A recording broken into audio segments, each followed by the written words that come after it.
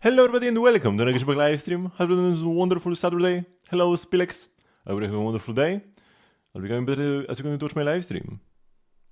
Okay. Today we need to finish the event. I also need to like poke my head into Miliastra to get the like 3-day thingy. You know, might as well do it while I remember. Because all I need to do is like go somewhere. Just go to a lobby, accept the reward,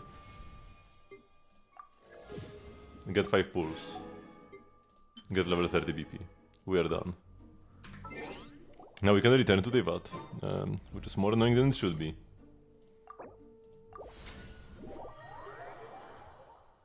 Amazing. However, apparently, next patch, we will actually be able to get some limited currency for Miliastra. The 5-star skins will no longer be paid only, which is pretty nice. I didn't expect them to tackle this issue first, but I guess it was the easiest issue to fix. Hello, Shiver Me Timbers. Even though it wasn't the biggest issue overall that the mode had, it was the easiest one to fix. Just give people pulls. Bam. Easy. Clap. Stuff like the UI being a total mess, or the BP being annoying to complete. They would require a bit more thought. So I guess just tackle the simplest one first. Okay. Fontaine office workers. Come to Natlan. Let's go Springs.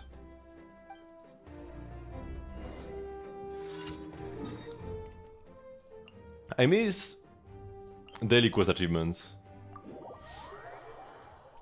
I don't really miss daily quests all that much. Like, I don't think it's a big... Because, like, what I'm talking about is that in Natlan, there are no daily quests with any sort of story to them, right? Stuff like this, where we, like, meet some NPCs, talk with them, do something. There are no quests like that in Not Cry. I might have said Natlan, I meant Not Cry. All the daily quests in Not Cry are just go to a location, do task, daily done. Right, so... I don't really think that's that big of an issue, because if the story was interesting enough to be worth telling, might as well make it a regular quest and not a daily quest. I feel like usually quests become worse by being daily. There are some that actually work fairly well, but very few and far between. Stuff like what was the guy? The Fatui guy from the Mondstadt Cathedral. Like, that was pretty cool, and after you do enough of his quest, he moves to Sumeru, and then he gives you dailies in Sumeru. So that works fairly well. But 90% of daily quests would be better as a regular quest. Including stuff like this mission. There are like 3 destinations you can pick from, so it's not the worst one. There is some point in like replaying this, but it should have just been a regular quest where you go to 3 locations, right? But what I do miss are the achievements, because it gave like this sense of excitement. Like, what daily am I gonna get? Am I gonna get this achievement? But they already it already kinda went away when they made it so that the quests which can give you achievements have like a higher priority to be selected. It was a good change, because some of the achievements could take years to complete. There was like one Sumeru quest especially, that you need to just get way too many times, but the fix should have been to like fix that quest, probably. To be perfectly honest. Instead of just removing this mechanic altogether. Like, not removing the mechanic, but like trivializing it, right?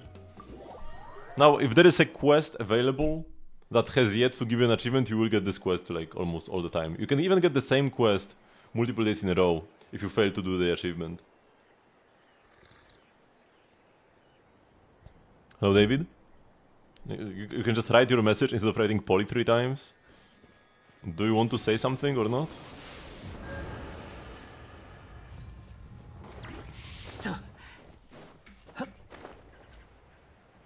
Or you just want to like call out to me 3 times and...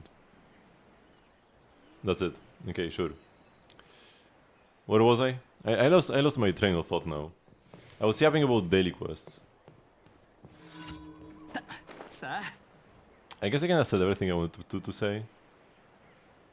少し味思いっきりやるな。掃除の加護 Oh, you got the 180 diet? 嘘はいけないね Oops, what am I doing?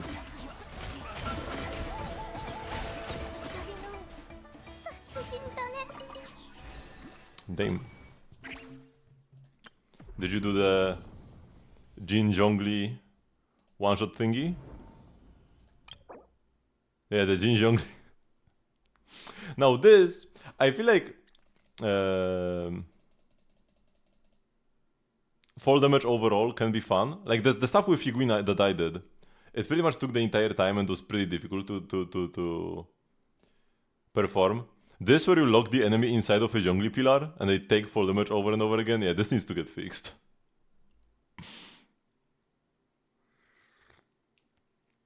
Apparently for a moment, in the beta, they removed fall damage from Stygian, like, overall. Enemies would not take fall damage no matter what. But then they added it back.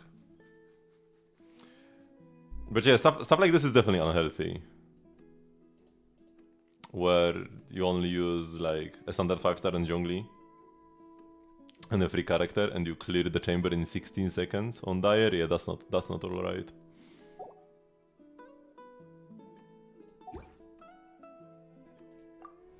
Because yeah, what I did was Shiguin Jin, and this took almost the entire timer. I had a couple of runs that were like just 1 second too long. But when I finally did it, I had 10 seconds spare. But like, 10 seconds spare doesn't mean I actually had 10 seconds spare.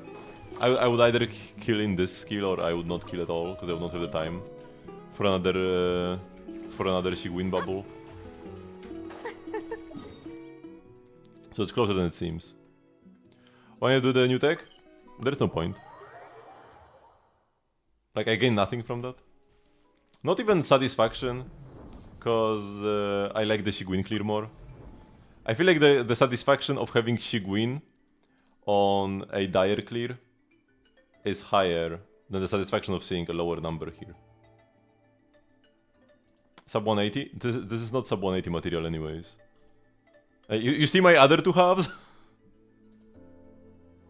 my Flin's is C0 without his Sig. I have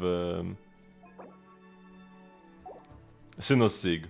So I barely managed to squeeze in the damage. And then in Mavuika I could get a couple seconds earlier. I could get a couple seconds less here.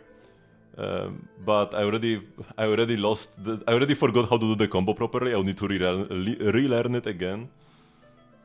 So yeah, also like maybe I could cut 10 seconds here. Maybe up to 20 if I played perfectly, but I wouldn't play perfectly.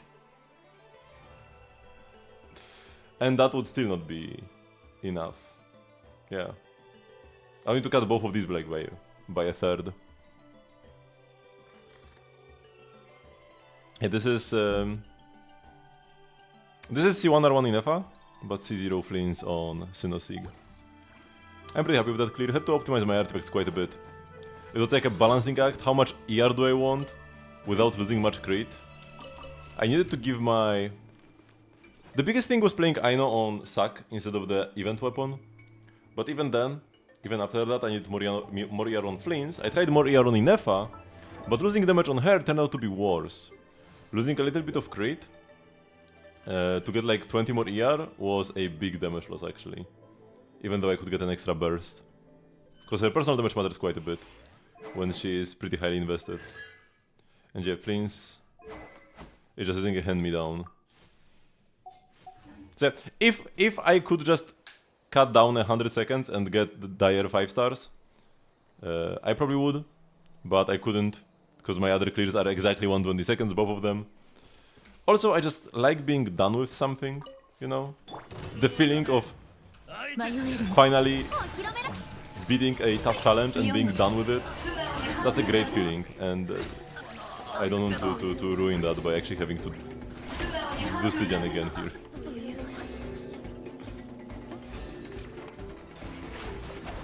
Oh, my E timed out.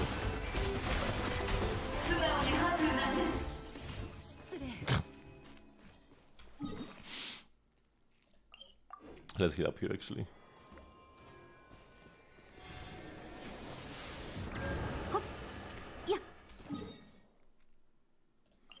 That for me, I like difficult games, but the part I like the most is finally the like catharsis feeling of when I'm finally done with some very tough opponent. It's like I am done. I never have to do this again, and that's my favorite part. 無事今日の Or just anything like grindy. I mean, a grind is a sort of difficulty. It's a test of patience. What is this? Cosmetic plants? What do I get here?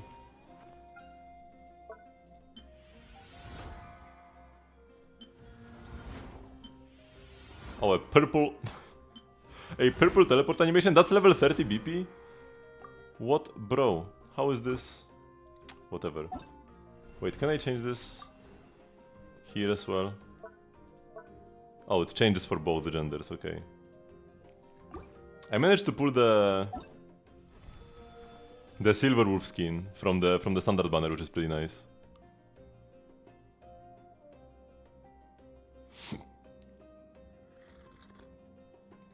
Hello, Sayonara. We're talking about using some of his hidden power. I mean, he is an Archon.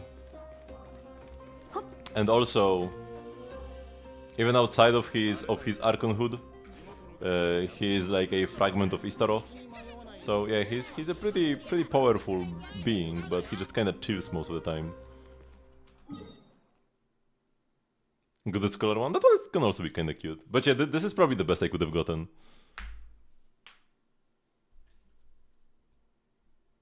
Maybe a new Venti buff after this one. Not anytime soon, no. Wait, so I claimed my this. We've got mail. Okay, let's go spend some resin. I no longer have to farm Mona Ascension mats. She is done already. But yeah, I think Barbara, if I ever want to level up Barbara, when they give us the monster, the Church of the Church of Barbatos buffs for Barbara Rosaria and Dahlia, then I might need to farm the Oceanid again. But that should be the last character that uses this much for me, right? I think everybody else I already have fully ascended. Yeah, Candice is the only other Hydra I haven't fully ascended, and she uses the Tetrahedrons. Huh, interesting. Hydro characters are pretty good, huh? Only 2 of them I haven't fully ascended.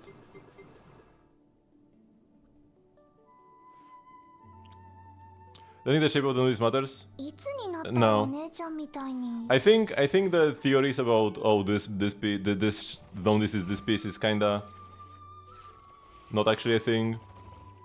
I feel like they are just all meant to be king pieces. They all kinda have some sort of crown on them, so I think they are just all kings. I mean, there was a brief moment in time around the release of Sumeru where Barbara was one of the best DPSs, because there was a weird interaction where, with her skill creates a Hydro aura around her, and it's not even in the... It applies the wet status to the character and to opponents who come in contact with them. And this included Dendrocores, so whenever a Dendrocore would come in contact with Barbara's skill, they would create like an AoE Hydro application thingy, and that would create another Dendrocore if the enemy had Dendro on them, right? So you just apply Dendro on an enemy, use Barbara's skill, and then a Dendrocore pops out, which causes Hydro up, which causes a Dendrocore to pop out, which causes a Hydro up, which causes a Dendrocore to pop out, and you just like, you get like tens, if not hundreds of Dendrocores. Depends on how much like Dendro up you had. Immediately from Barbara's skill, which was quite a lot of damage. But then they fixed that. I'm not exactly sure how they fixed it. Did they give like more ICD to the skill, or did they just make it so that Dendrocores don't apply it? I don't know how they fixed it, but they removed the interaction.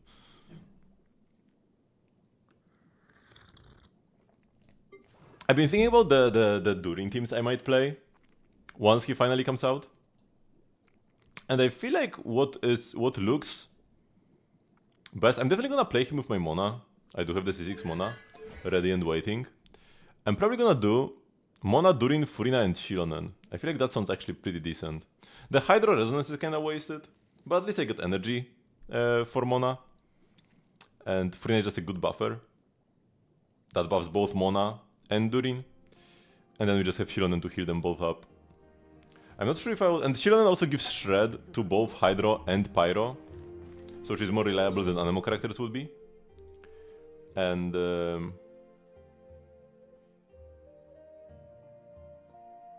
only issue is that she can only proc one damage bonus from Scroll. So I'm not sure which one, but it should be close. Durin versus Mona plus Furina. Won't Furina be the one proccing Vape? Durin will be the one proccing Vape. I'm not planning to do Vape Mona. No. If the only way to play Mona will be Vape Mona, I will not be playing Mona at all. Okay, I think I just farm artifacts, right? We are gonna get the book event on Monday, and that's when I will farm books. Hello, Edited Gamer? Because we even got an announcement thingy. Yeah, Overflowing Abundance, double books and weapon mats. Starting on Monday, but I'll probably just farm the books. You can never have too many books. Especially because I'm pretty sure Albedo, Durin, and Venti all use the same book. Ballad. I'm pretty sure that's yeah, the same for... Yeah, Ballad, and then Durin is also Ballad. So if I want to crown my... If I want to level up my Venti abilities, maybe his normal attacks to play him as a DPS. If I want to level up my skill on Albedo to use him, I did pick up the C1 after all. Gotta use him now. And then Durin, of course. We are maxing out both the skill for the energy refund and the burst for the damage. So there should be no way I could farm too many Ballad books.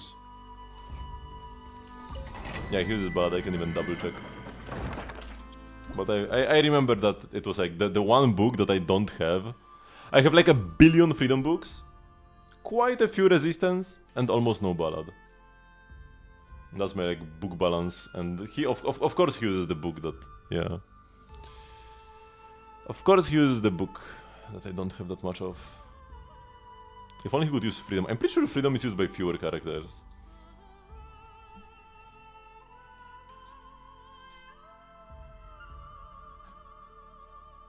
The books aren't here. I can just go to like Klee and then click on the book, because I know that Klee uses freedom. Yeah, like look at this! This is used by 7 characters, one of them is Aloy, so only 6. 6 characters, and also Barbara Amber are among these. Ballads though? 1, 2, 3, 4, 5, 6, 7, 8! And overall they are better on average. Kaya and Rosaria are definitely playable, Fischl has always been OP. Lisa, Dalia is good with Skirk. Mika is the co-op option if you don't have Furina. And then Albedo and Venti are also getting buffed now. So all of these characters are playable somehow. I mean, let's say maybe not Lisa. And here we've got like these two, 3 are unplayable, and there are fewer in general. Like, why did they make him Ballad, man? Freedom would also make sense, because he's finally free from being an Abyssal Dragon. Oh, by the way, this doesn't even include Durin. Yeah, there is one more here. It's not 8, it's 9. Gustavo Scarlet Sans or Xiao Sig on Arlecchino? Xiao Sig, because Arlecchino cannot use her skill often enough to max out the passive. Because you need to use your skill multiple times.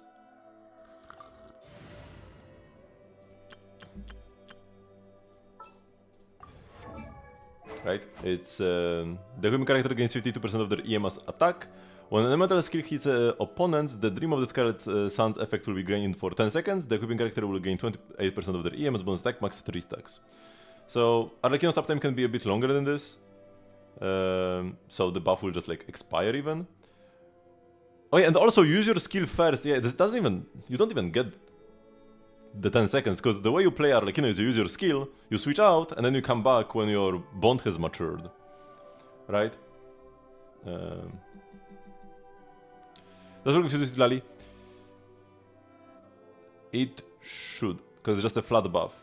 It works with flat buffs, but doesn't work with percentage buffs. So for example, because Flynn's gives himself EM based on his attack, even though it has a flat cap, it doesn't work because there is a percentage in the formula. So this doesn't work. Or Inefa's buff is also percentage. It's like the same thing as Flynn's, it's just team-wide. No, what is the... Yeah, 6% of Inefa's attack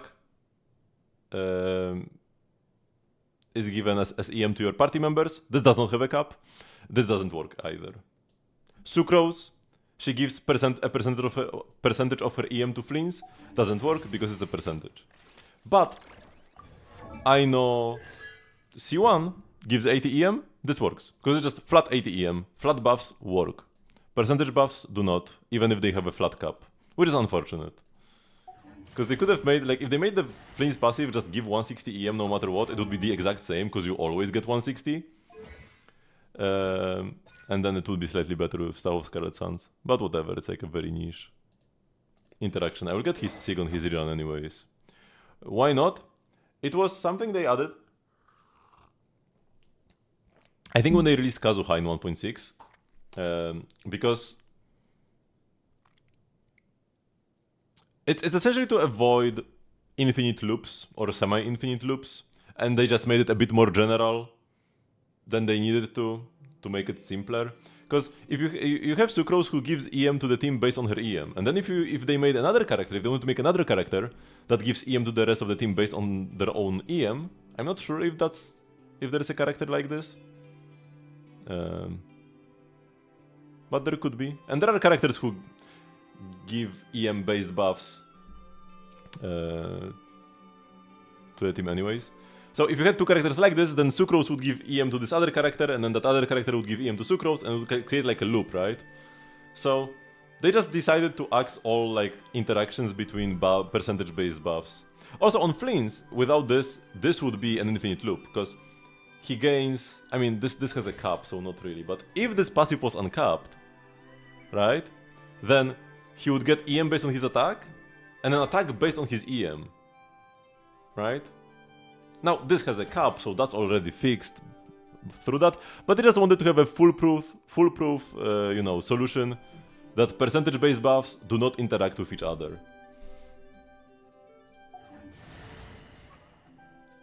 Which is fine. It doesn't come into play all that often. Pretty much just with Staff of Scarlet Suns. And like Sucrose. So Citrali is a flat buff, I'm pretty sure, right? So should work. This is Citrali. But even then, like I said, you only get the first part of the passive. You only get this. Because Arlecchino's skill only hits once, and you only use it prior to your uptime. Use it first as part of your setup, then you go through your team, then back to Arlecchino. Because you need to wait for your bond to mature before you consume it. How long does it take?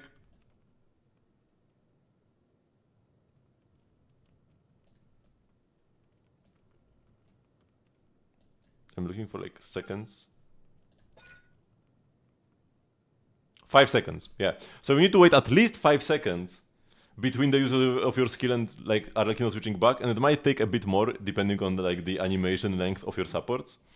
So by the time you switch back into Arlecchino, you have like at most 4 seconds left of like one stack of the second part of the weapon.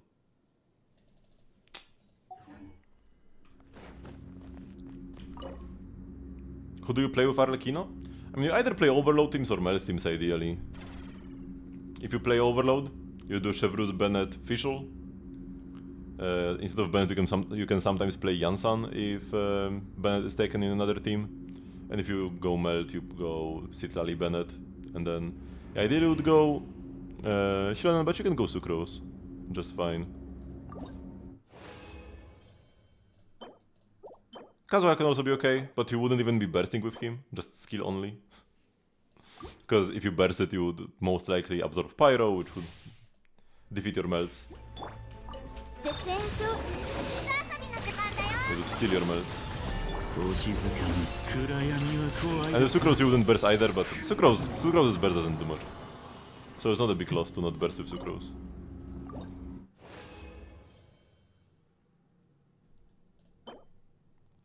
Oh! Double high roll damage goblet? EM double crit suns? With 2 flat subs though, so this is actually not that great. There's also both EM and defense percent are kinda cope. Oh yeah, I was talking about like my Durin teams, that I will be playing Furina. I'm not gonna be on-fielding Durin, so I won't be able to play Marius Hunter on Durin, but I will be on-fielding Mona, who also doesn't have any good sets for her, so I'll be able to play Marius and Mona. I should have some good Marius pieces, especially attack scaling ones, because I don't really play any attack scalers on Marius. Oh no, I have Skerk. Skerk took all the good pieces.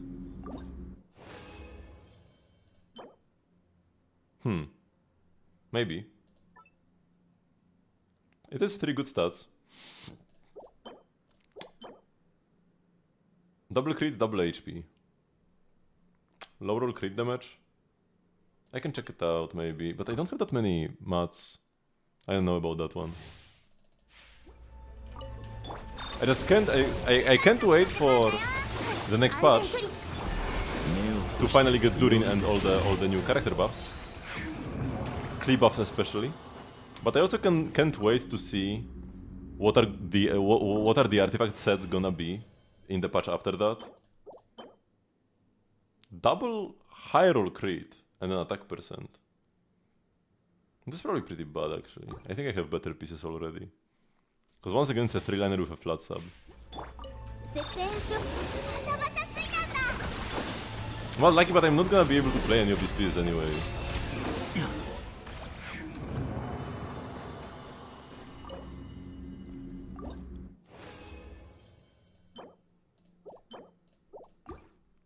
Because a 3-liner with a flat sub, that's already 2 dead rolls. First dead roll to unlock the 4th sub, and then 1 dead roll because we have the flat sub. And if we roll into the flat sub, that's 3 dead rolls. And that point the piece is unusable.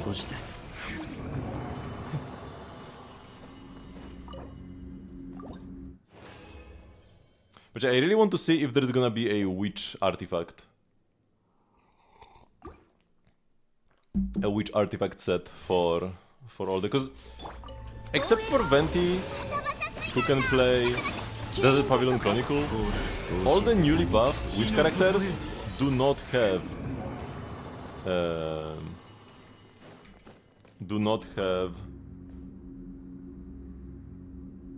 any good sets to play. There are no real leaks, no. It's just all fake leaks so far. Or at the very least, they are leaks by randoms. It's not like actual leakers, it's just, you know, a random Chinese person on a random forum says, I know a set, here it is.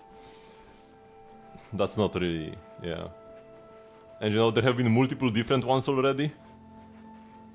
So even if you choose to believe random Chinese netizens, who do you believe?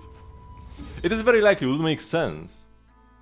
But it would also make sense for the Skerk set to actually be good on Skerk and not cope, man.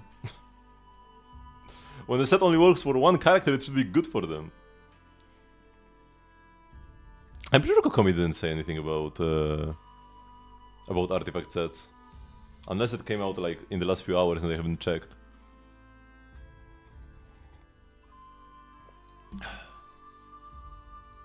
But no, that's not the case.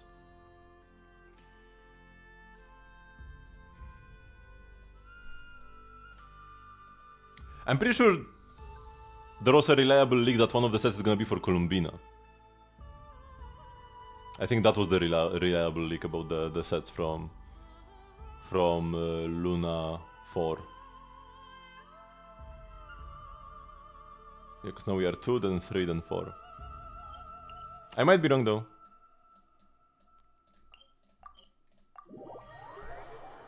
But I have been checking I have been curious about the artifacts, let's say. So I don't think I have missed much. Okay, grab the trust.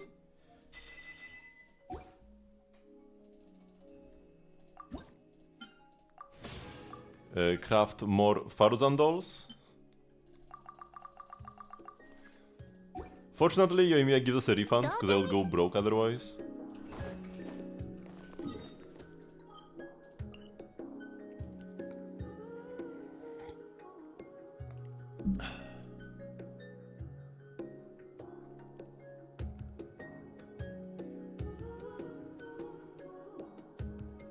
If the Columbina set is a buffing set, would you run Marshus on Columbina for DPS? No, you would run the not cray set. You would run... Neither of these guys not running, because Furina is useless with every not cray character so far. Columbina could be different, but it's very unlikely. And yeah, Furina, the damage bonus doesn't work for not cray characters. And Columbina is a not cray character, thus damage bonus will probably be useless for her because she'll be doing direct reaction damage. I think there was even a leak about Columbina doing Lunar Blooms. But we just need to wait a week and see like the actual leaks. No point in like going too deep into what we have now, because yeah, at the best we have incomplete crumbs, at worst it's just fake info. But yeah, it's very likely that teams with Furina would be garbage anyways, and even if somehow you'd be playing Furina, you'd still rather play the not cray set, unless somehow she doesn't have reaction damage. Which, yeah, that's not gonna be a thing. Very unlikely.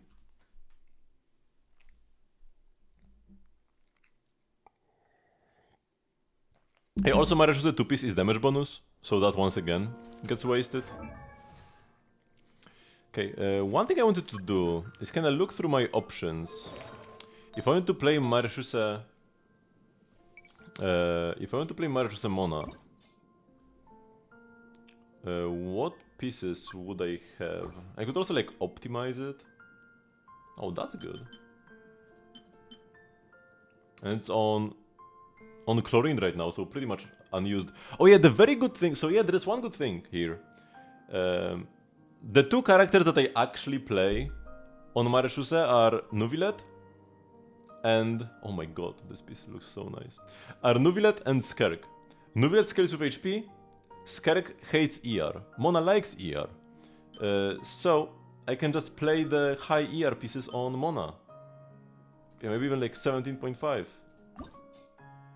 Yeah, that's a 4-liner as well. This one is not a 4-liner. No, this is a 3-liner. This is better than it looks, honestly. That's a lot of attack.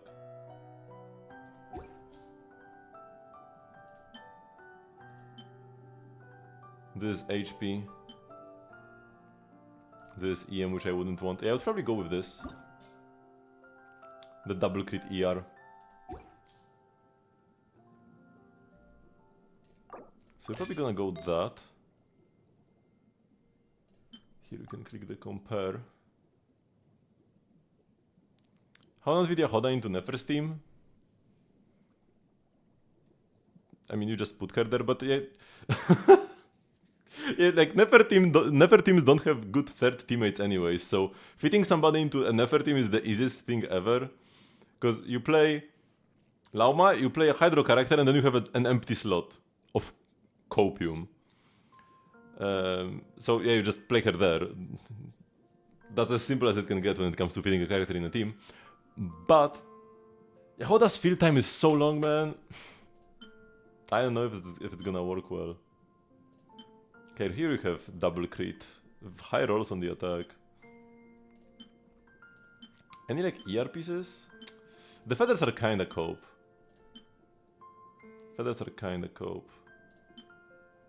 We'll probably take this one from Linne. I have never played Linne outside of like when he came out in 4.0, I played him like a tiny bit. Maybe I used him for like one abyss. And then I sometimes, but rarely, play him in theater. When I use my reroll feathers, because I'm waiting for like pieces where it's actually worth using it.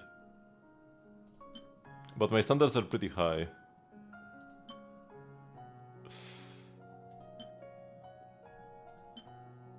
This has EM, this has... wait, this...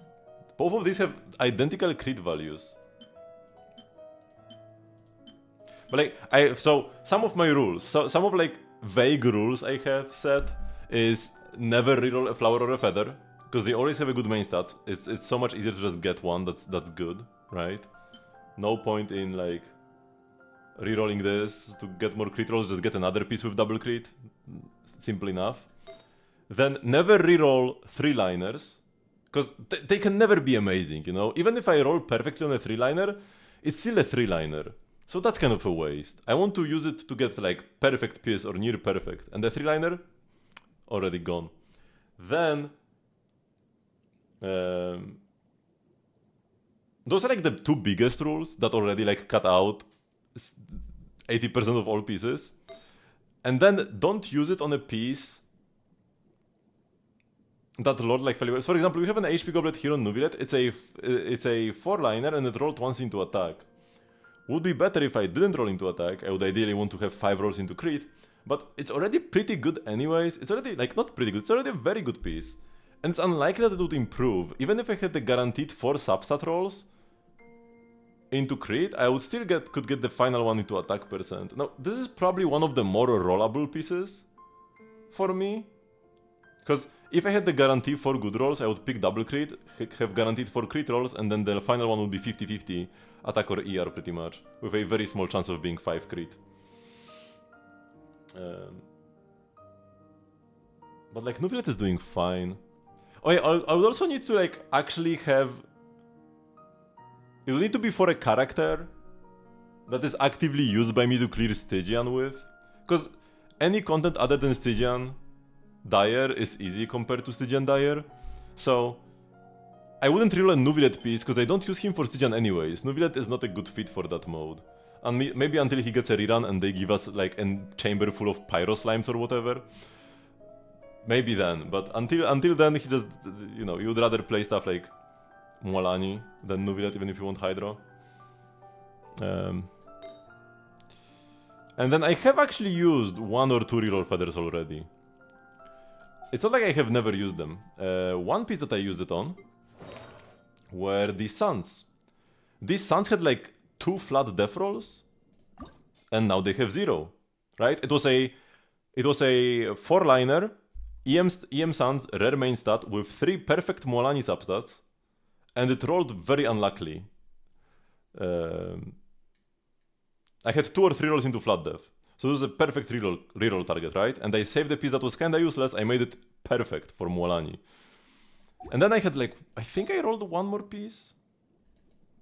Maybe I rolled like a Pyro Goblet? But I'm not actually sure if I rolled it or not at this point.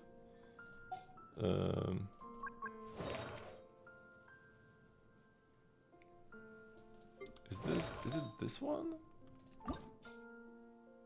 Did I roll this? I might have had like 2 flat attack rolls here and then I rerolled it and got only 1. But I'm not exactly sure if I rolled it or not because it's still kinda bad, right? I rerolled it and it's still meh. But I think I did roll it and I think it's better than it was.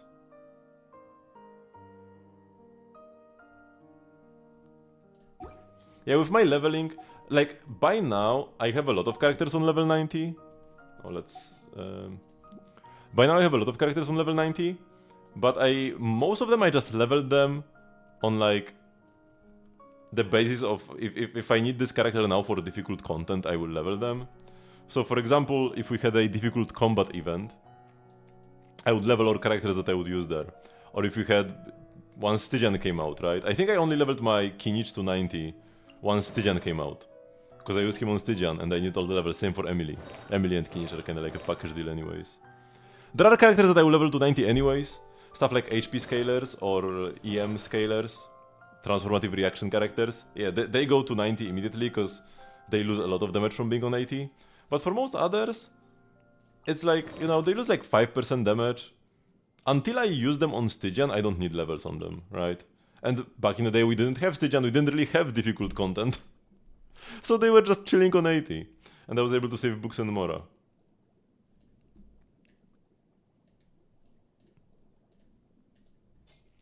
Okay, we were on Mona. Looking at Suns to play. So would I play ER? Whoops. Would I play ER or would I play attack? If I'm gonna have Furina off-field, I'm probably gonna have enough particles. Also, what weapon do I play? Oh yeah, I can play Riodesley's signature.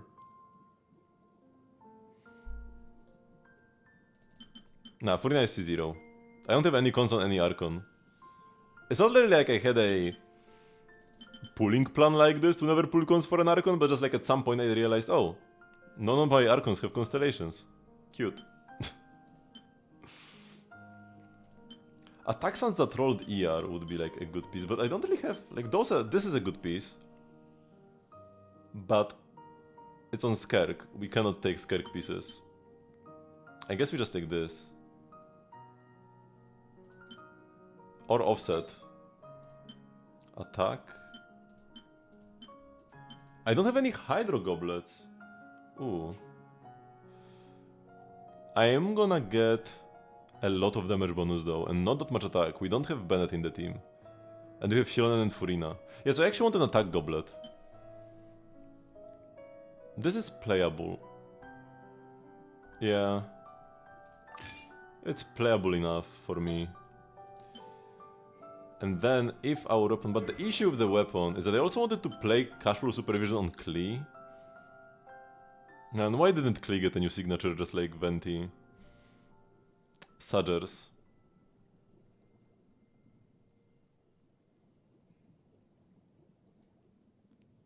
I'm looking out for onsets for now. I was not farming my Reshuse. But yeah, this would be perfect. Char attack damage is increased, extra attack. Even attack speed is not bad. I mean, it's not good, but it's not terrible. We do normal attack on Mona, and she's a Catalyst user. I mean, anybody who plays Cashflow is a Catalyst user. So this is gonna be like perfect on her. If we play Klee with no Furina, but Mona with Furina, then Mona gets Cashflow. I'm probably gonna pull Varessa's Sig and then Klee can play Lost Prayers. Man. Okay, how's my ratio looking like? We are capped on crit rate. And Mona gives herself 15 crit rate. So we are over capped on crit rate. Oh yeah, also we play Mareshuse. Yeah, that's also something. So yeah, we already have way too much crit rate. How is that weapon banner? I mean, based on just 5-star weapons, all 4 next patch are gonna be good. We don't know the 4 stars though. But first half we are gonna have the new Durin sword and the new Venti bow. The new Venti bow is alright. If you're gonna play Venti, or if you want to make your Venti or Fischl deal more damage, that's the best option. But more supportive weapons on them are still fine. But I play damage weapons on Fischl anyways, so that's an upgrade for my Fischl, that's pretty simple. And Durin Sig, best in slot for Durin, especially in teams where there are multiple damage sources. So if I have Mona Durin with Mona built for damage, then that's gonna be like pretty amazing. And the second weapon banner, Varessa's Sig, is amazing on Varessa. One of the best weapons we have. And then Shilonen's Sig is also pretty strong. I saw it a lot in dire clears. It could often be a difference maker. Now this piece, man, this is kinda stacked. But it's on Skerk, so we cannot take it. And the other options are not great.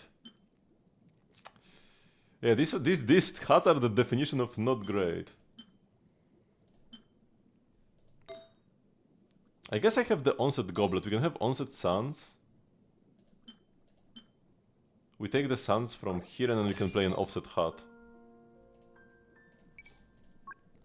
Crit damage. Actually, I don't want crit rate. I already have too much crit rate. But I want a substat. Like, something like this. This is good. Wait, nobody plays this? It's a Codex hat. I guess it has ER, and no character from Natlan wants ER. That's the issue here. Yeah. And I guess my Chaska is overcapped on crit, so she prefers the EM sub.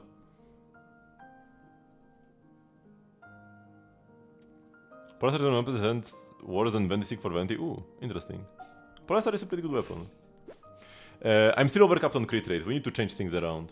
Because I get 36 from Mareshuse and I get 15 from Mona C4. So we get 51 crit rate. What? Oh, that's not gonna be fun.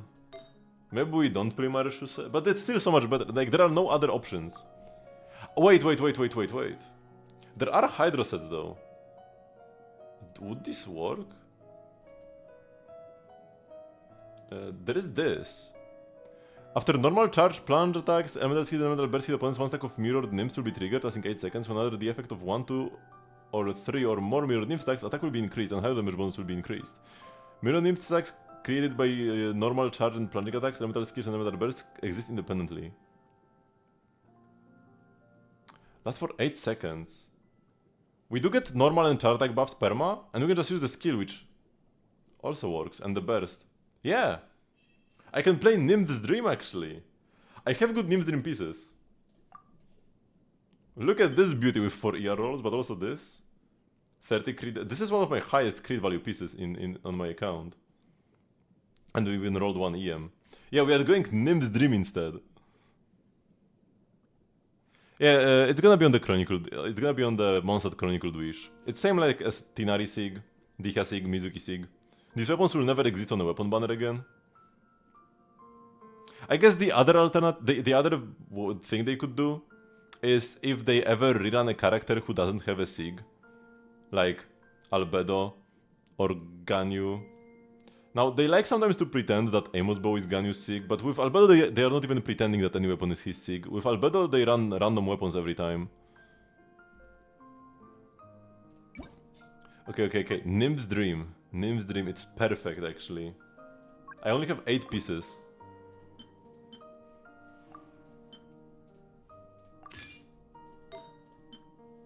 Good enough. Attack Sans, let's go. 1 piece per slot, Hydro damage? Okay, this is kinda terrible. Yeah, we're not playing that. This has to be an off piece. I mean, this is fine. Are we strongboxing Nymph's Dream? I need to see the leaks for the next patch before that. And then I want... I mean, this gives me attack. This gives me 25% attack and 15 Hydro damage. This is a strong set, man.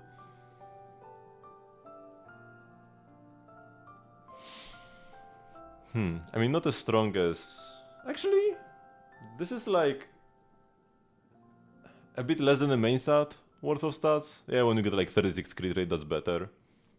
But then I'm tied to Furina, which I would prefer if I wasn't. This is probably still worse than my Marichusa though.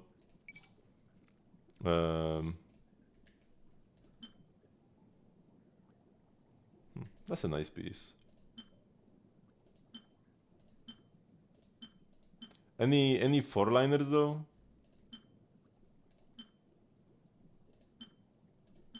All these are 3-liners, or they have like rolls into dead stats. Why does Toma have a Hydro damage bonus goblet?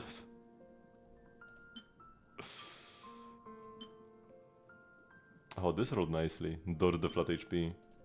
But yeah, none of these are 4-liners. We could also play Heart of Depth, but it is just worse. It is just worse than Nymph's Dream.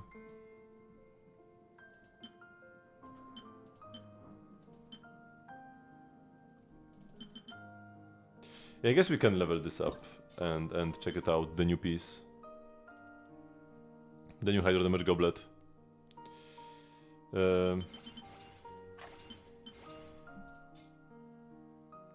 It is double high roll.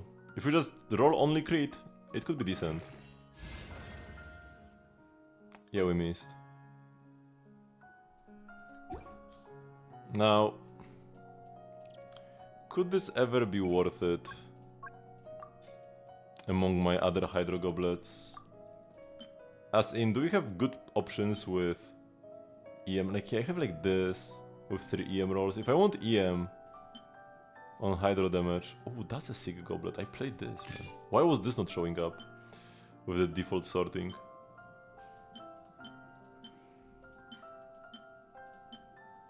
Actually, maybe I don't have good Hydro goblets with EM. There is this, which rolled 1 each. It's on a better set though, for a Hydro damage bonus goblet. There is this beauty still with for good stats. If I need a crit rate, I could pick this one instead, cause it does have an extra substat.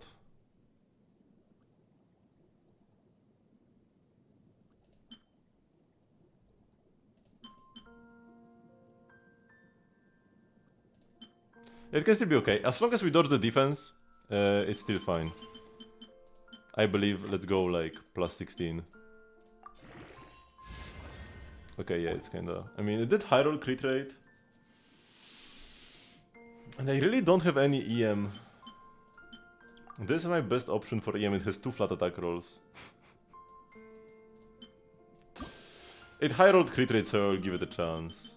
Man, I can't be leveling cope like this, I don't have the EXP for that.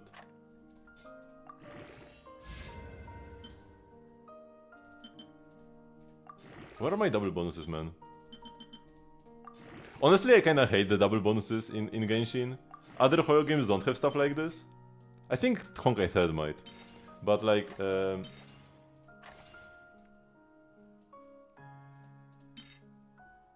Star Rays, unless they don't have that, you just put in your EXP and you get the value. In Genshin, if you don't want to miss out on value, you have to do stuff like this. Okay, mid-high roll.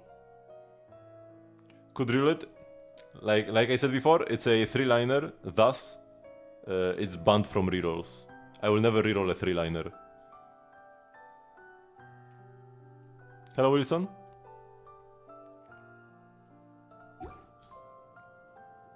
It's an alright piece. For somebody who wants EM, if I played Vape Mona... Okay, what's my crit now? I get 15, so I've got 77 to 182. Would I rather have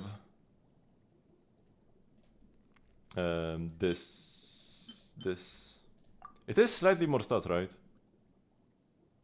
Because it's 24.8, 31, 32.6.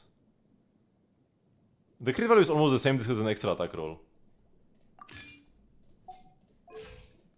But now, and the ratio is kind of better as well. Yeah. Because now you have 83 to 170, which is pretty much perfect. 143 ER, might be a bit on the low side, but that's okay. Yeah, casual supervision is the weapon.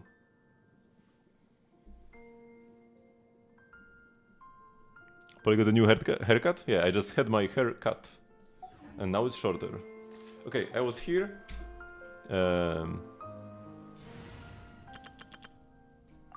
To farm some artifacts. It still doesn't want to like quite cooperate here though.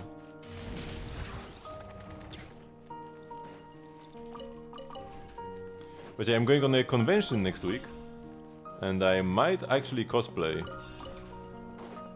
a certain character.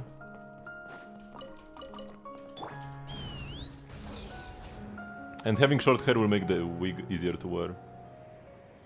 Do you need the Durin sword? Yes, you must pull it.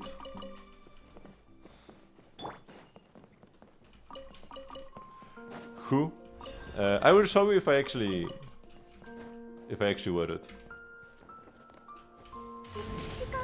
No, it is. I can say that it's a male character from a Hoyo game.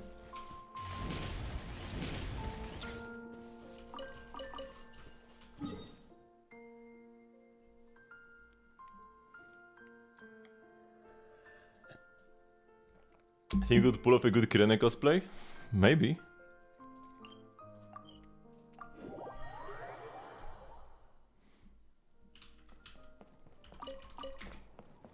Okay.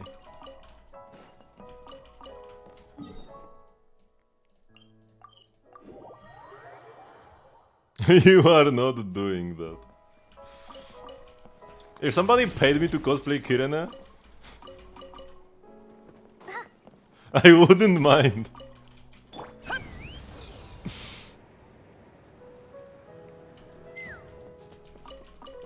Because Velt is a character that I would like to cosplay one day. But no. But no, I'll not be answering any more questions, because when you just guess enough characters, eventually you will say the right one, and I will not say no to that. And then you will know who it is. So yeah, I'm just not gonna say. Once I'm done trying the outfit out, I will give you a picture. Maybe even show up on stream in the cosplay one day.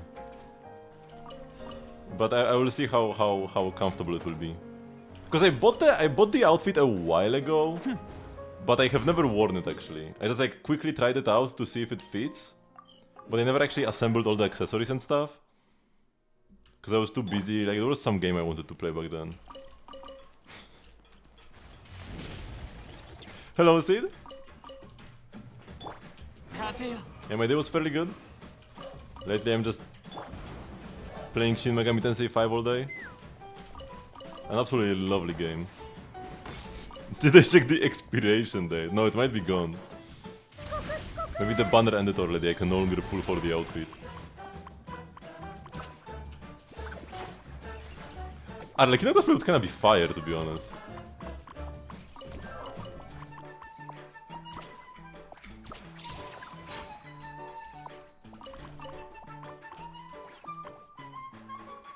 Yeah, Poland doesn't have enough RAM, so if you don't wear your clothes for too long, they just disappear.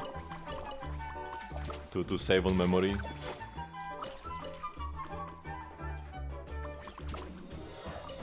Yeah, Columbina should be the patch after Durin.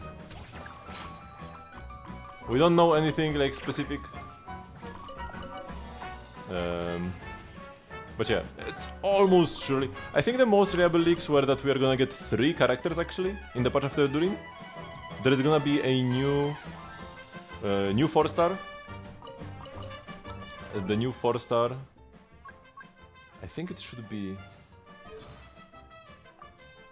Is it like mentioned here? Yeah, this 4-star. ライトキーパーへの加入は自由です。多くの人が加入しては脱退していくので、よほど粘り強い人しか残らないのですが。So there's Iluga, a light keeper. It's probably coming as a 4-star. Then we're getting Columbina. And then we're getting a Lantern Ride 5-star. 起点が利く人が重宝されがちですが、僕はひたむきさの方が尊いと思いますね。Which is probably the Celadon mare. Is that how you... The White Horse Adeptus, as people like to call them. Who might be a Silly, actually. And Sillies are born from the moons. So it would make sense, even though that character would be from Liyue, kinda-ish. It would make sense for them to also have lunar powers. No, you don't get Lugia, you get Lugia. What's second phase next patch? Shironen and Varesa. Very good banner.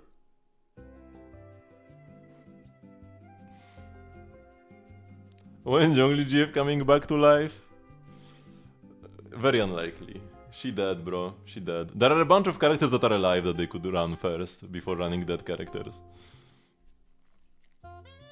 The one character for whose resurrection I still have cope, or like I just believe it will happen. It's not. I don't even, from my perspective, it's not cope. I'm pretty sure Capitano is coming. Capitano isn't actually dead. He is still immortal. He cannot die. He did his best, but he still can't die. He is not dead, and thus he can be playable. Hello, dear hero. Signora, on the other hand, dead, but even more so because there is some cope with Signora that like she's based on like a fire moth, maybe like phoenix themes, phoenixes resurrect from ashes. But there is one more important thing about Signora that's even more important than the fact that she's dead. Even if she was alive, she had a lover, and a lover that her entire character is built around, right? She became the Crimson Witch of Flames because her lover died, and she was like so mad, she became a fiery witch that would like burn herself to death if not for the Fatui giving her like the cryo equipment to keep her alive. So even if Signora was alive, she cannot be playable because her story is that she loved the guy so much that she burned herself alive, that she turned into living flames because she loved the guy too much and he died. Such a character cannot be playable. It's impossible. It's similar with Rerir. It's not that Rerir is evil or too tall or anything. His entire character arc is him loving a girl too much. He cannot be playable. It's not that I don't want characters like this to be playable. I just see what game we are playing, right? This is not a game in which you can get characters with lovers. We will see what they do with Alice. Alice is interesting, because Alice will be playable 90%, and she might, and she does have a child with a supposed partner, because Klee does talk about a father. So we'll see what they do with that. But if anything, Alice could be the exception that proves the rule. And we don't know yet what will happen. If Klee is not actually, like, if Alice did not make Klee with, like, another guy, and instead her conception method was different, then it's like 100% confirmed there will never be a character with a lover in a Hoyo game. Or like in these Hoyo games, in Genshin at least, right? It's like 100% confirmed at that point. Just throw away the rears, like 0% for characters like this. If Klee actually has a father, then that kind of changes the picture. But we'll need to see. We'll need to see. Because the thing is, for Western fans, or like for most people, like no, for regular people, even for regular Chinese people, it's not just Western fans. For regular people, if Alice actually had Alice actually had a husband or something, we would just, oh, neat, cool, whatever. But there are some psychotic fans that would like nuke the Hoyo headquarters when they found out that a character, that a girl they like in a Hoyo game actually has a husband. So for their personal safety, they might not be able to make a character like this, right? Like, that way has been like attacked with a knife on the street before. Like, his life can be in danger if he makes a character that angers psychotic fans. If you would die, like if your options were make Cleo homunculus or die, which one would you choose as a game designer, right? I would probably go with like the not dying strategy.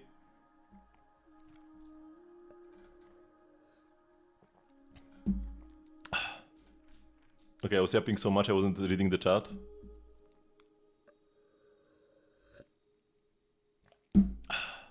Why did I say it like that? Watch Clibby Alice's mini-me. Yeah, that's a likely option. Would be kind of disappointing, but pretty likely. Sweating guy pressing 2 buttons, yeah.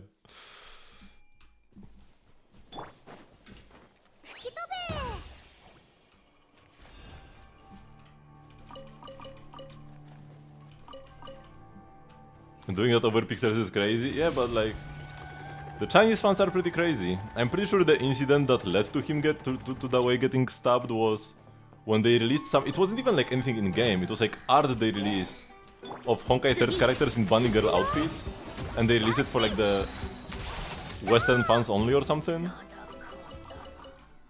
It was very weird. It was just like an art they made. And some people are absolutely crazy. So Hoyo devs have to be pretty safe with the characters they make. You need to keep the boss alive for their paychecks, yeah. Some people might not, like oftentimes people will not like their boss, but if your boss just dies in a violent attack, that's probably not the best outcome either.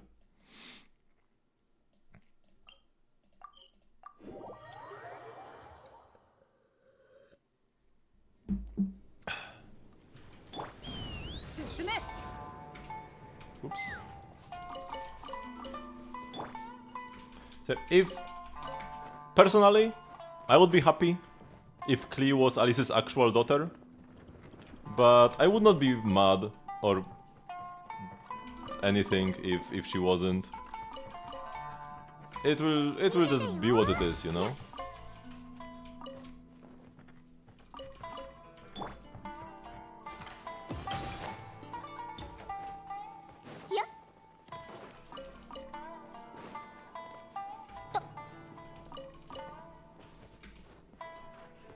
Yeah, I feel like kind of like Dottore has segments at different points of his life. Klee could be like an Alice segment when she was a baby, kind of like that. So essentially, literally young Alice. I mean, for people's headcanon, it can be anything, you know? If somebody has... If a girl has wet dreams about Alice, that's pretty fine. But like, it matters what they actually present in game as like facts, you know?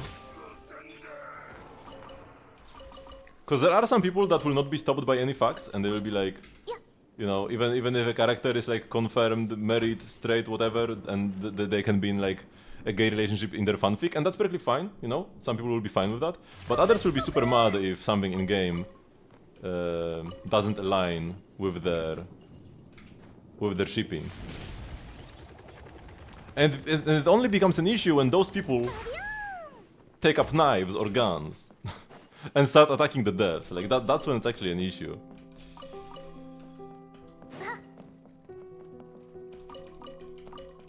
So I do want the Hoyo devs to stay safe.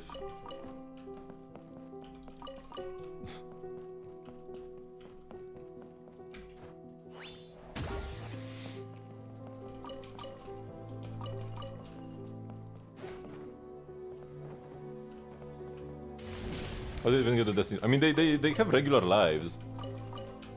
If you live in the same city, you might even meet them in like a grocery store, you know? And then there are like public events and stuff.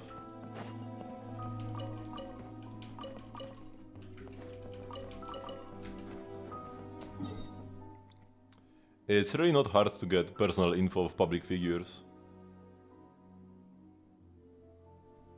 It's not even that hard to get private info of anybody.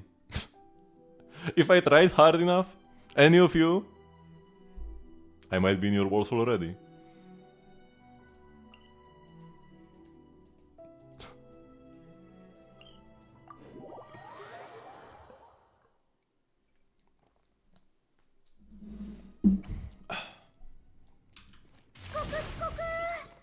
I think you had Polish voice on that night. Do you hear them saying chrząszcz brzmi w trzcinie, w szczebrzeszynie? Weird like crackling noises at night.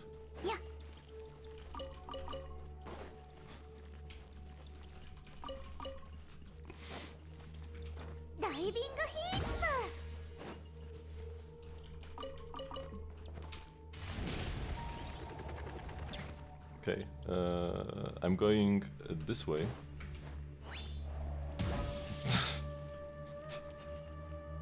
Change me, Misha. That's not even anything like what I said, man.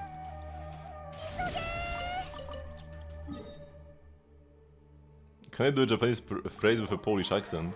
It would be harder for me to do a Japanese accent, actually.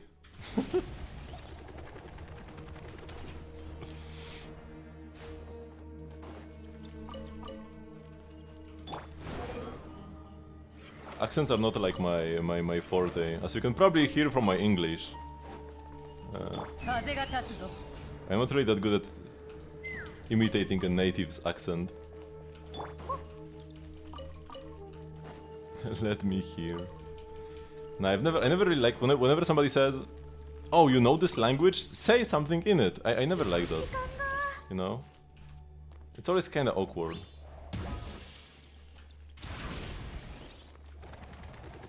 And it's always like one of the first reactions.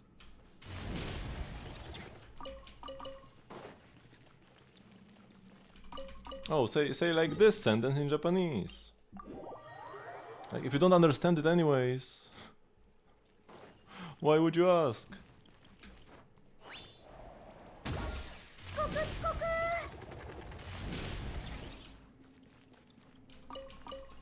Your girl said the same thing, yeah. A better question would be, like, why did you want to learn? Why did you want to learn this language? Or when did you start learning? How were you learning? Are you like self-taught, or did you like attend a language course? Those are good questions to ask when somebody says they know a foreign language. You know, not can you say this phrase in this language? No, that's not a good question. I guess I started running, I might as well run. Because I usually TP and then go back, but I can do this, and that might be even better actually.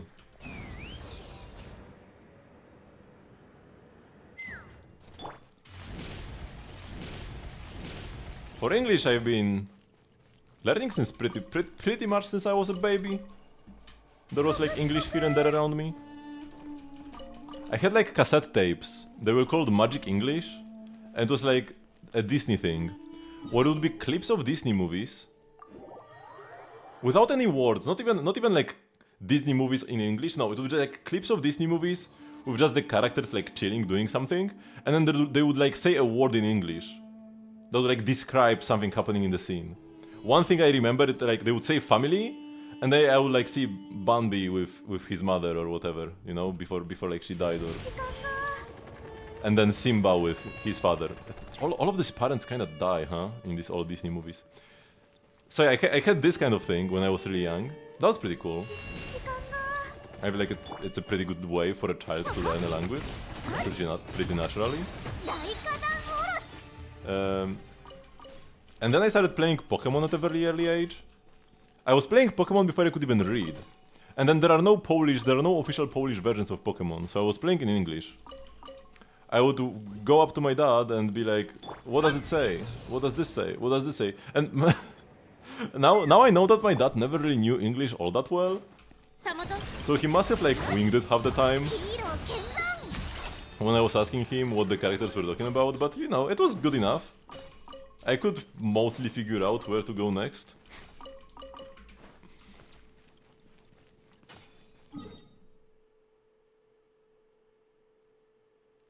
And I wasn't really bilingual, because it's not like there were any native speakers around me. And I didn't really watch TV in English all that much. If at all. Because to be bilingual, you need to like actually consume native content or have like native speakers around you. Just watching some videos with like English words in them, and then you know, playing games in English that didn't have any like spoken dialogue, just text. That's really enough to make you bilingual, but it was enough to kind of like make English easy for me going forward. I never had trouble with English, learning English at school, because I also had English classes starting from the first grade of primary school all the way until university. At university it was actually optional, because I passed an exam that kind of like exempted me from the mandatory English classes. It was like, okay, you are good enough, you don't need to go to English classes. But there was like an optional speaking class that I went to, because we needed to pick some optional thingies for extra credits. Or however, like, yeah. English is a pretty easy language overall. And then it's more similar to Polish than the Asian languages, because it's all like the Indo-European languages. And most importantly, uses the same alphabet. If not for the kanji barrier, I feel like my Japanese would be at a way higher level. It's not like kanji are impossible to learn. It's just they are annoying to learn. And it's hard to learn kanji naturally. You kind of have to study them. You can't just wing it. No, I don't really write much. I have studied kanji writing before, but so like I know the basic rules. If I see a sign, I can probably write it, but like you know, it's been a while since I studied kanji. I forgot a bunch, and I never really knew that many to begin with. I have tried reading books before. Like I tried reading manga, and that was actually even a bit too simple. But then I tried reading a book, and that was too difficult. Okay, we're done with this. We need to do the dancing event. Because today is pretty much the last day I can do this. Wait, 3 days remaining? Wait, so it ends on Monday? No, on Tuesday. Wait, why does it end on Tuesday? What is that random end date? I guess it lasted for a week or two? It would be just 1 week. Whatever.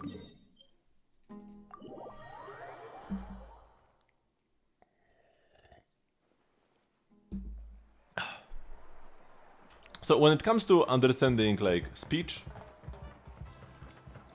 I feel like I'm at a pretty decent level in Japanese. I can watch most anime without subtitles. Anything like too sophisticated, I would probably get lost. Especially stuff like political dramas or just high fiction. It's easy to get lost, but if anything, any anime that happens that is like relatively grounded, or just like a simple shonen, anything like high school, in a high school setting as well, I can watch all that without subtitles and get like 90% of the dialogue, and the last 10% I can just kinda get from context. But when it comes to reading,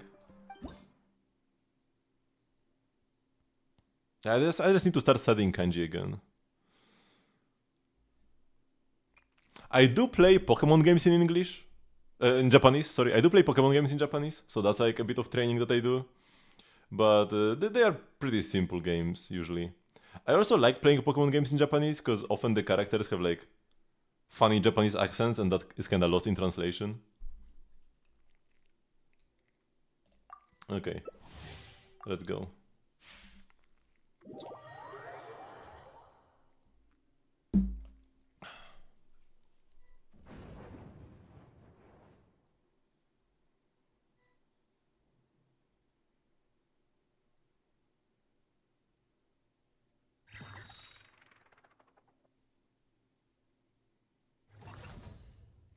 Arcana of Zipakna. Have I played this yet or not?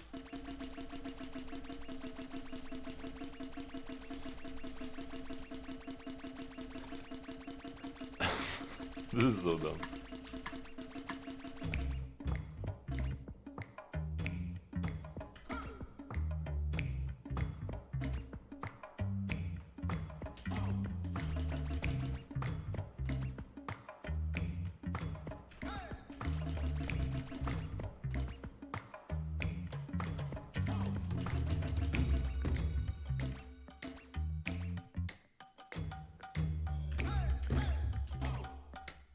Okay, so far so good.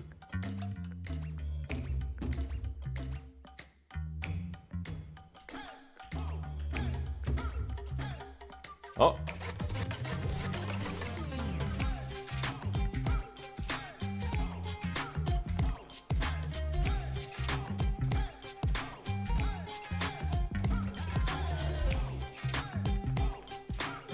How long is this?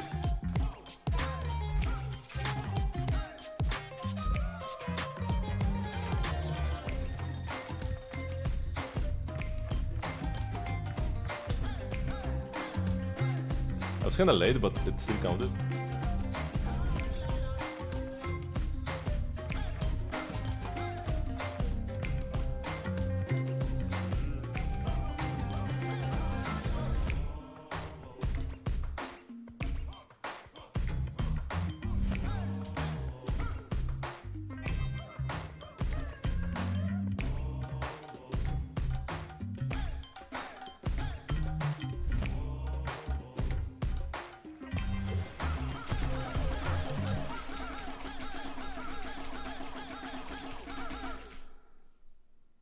Nice score! I finally got a perfect challenge. Successfully got all the bits for once. For the 300 points. My Soren was behind my camera, which was a bit unfortunate, but I didn't want to move it. Yeah, I think a perfect score like this should give you 2k, come on.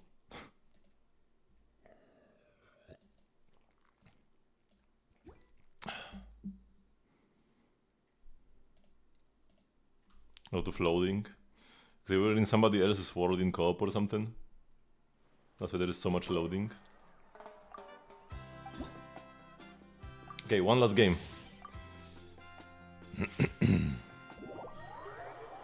To get our Nilu and thingy cut out. What's Nene's best team right now? Probably overload stuff with Chevreuse. Once Durin comes out, it's probably gonna be Durin, Fischl, Bennett, Linne. Oh no, wait, we need Chevreuse as well, so no Bennett.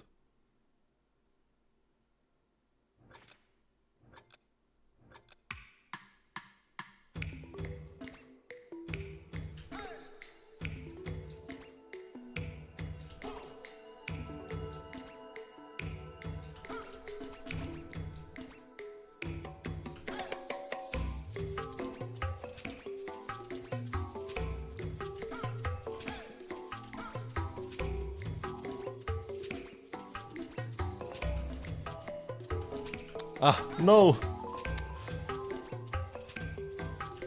I went too early.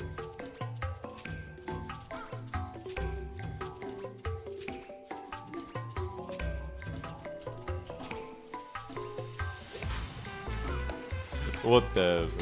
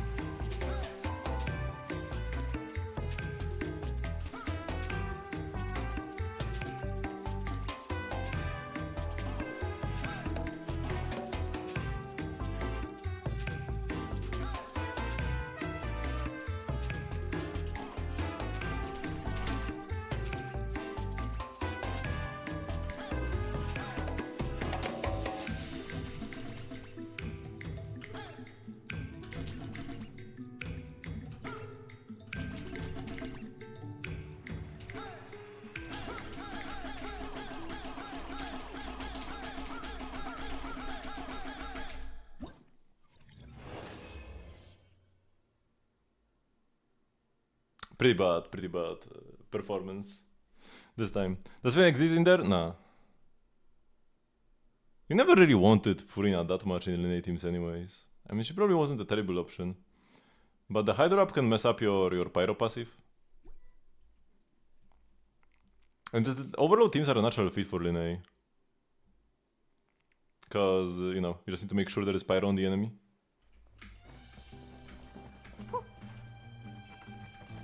If we just played only... If we just played only like... Bennett, Fischl, Chevreuse, I guess it could be kinda sus.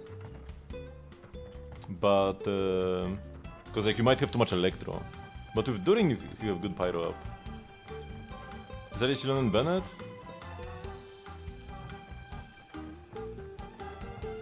It might be fine. But at that point, just play Mavuika or Arlecchino or Gaming even.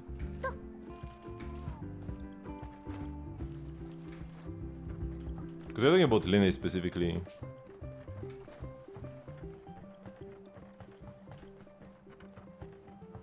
I guess one good thing about Citlali is that she gives you a shield. You can use Inefa for a shield. If you want a shield in an overload Linne team, you can use Inefa, but then you cannot play Durin, or like Durin would be nerfed. Because you wouldn't have two witches if you go Chevreuse, Inefa, Durin. You don't have Inefa. I mean, if you don't have the good shielders, you have to play the bad shielders if you want a shielder.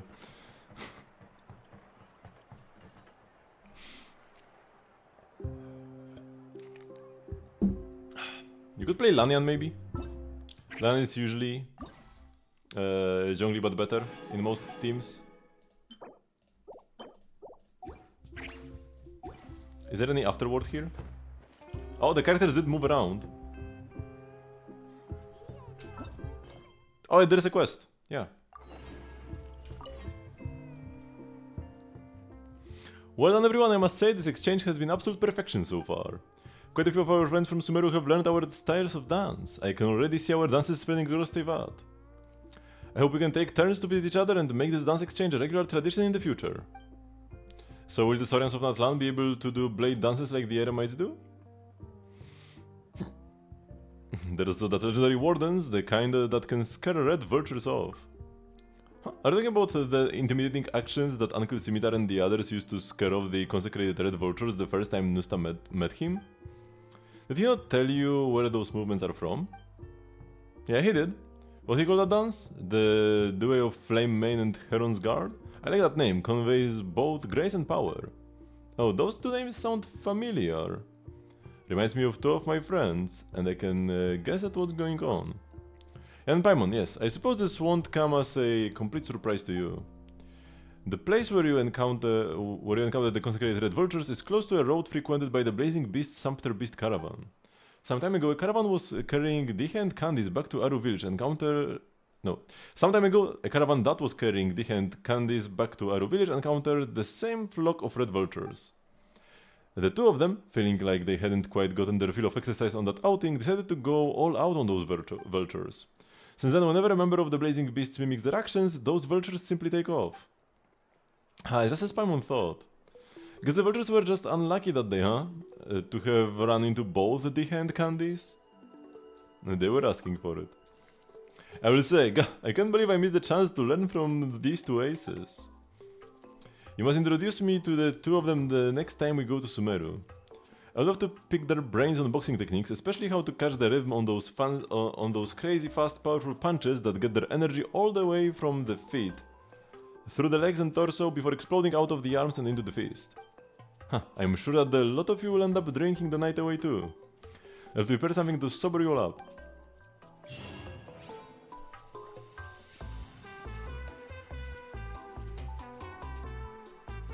Kazuha Bennett Zhongli. Yeah, I mean, one issue in that team, compared to something like Fischl Durin Overload, is that in this team only Linne is doing damage. Like in your team, only Linne is doing damage, everybody else only buffs him. Which, the older the DPS you are playing is, the worse a team like that gets. Right? A team where there's only one source of damage. Because if you have your entire team focus on buffing Mavuika or Skerk, that's good, because these characters are OP. But if your entire team is focused just on buffing Linne, having some off-fielders who can pick up some of the slack can help, so that's why Fischl Durin would be pretty good. But if you want a shielder and a team with more focus on Linne, Citlali could be a good pick. Even if you apply too much Pyro and lose melts, because like, melting with Linne would still be more damage than his Pyro passive. But even if you apply too much Pyro, it's not that bad, because you still get the shred from Citlali. So yeah, Citlali teams with Linne would also be fine. Maybe even better than Overload, probably not with Durin. But like, pre-Durin, the melt teams might be better. Even. So like Citlali, Bennett, and I guess Anemo.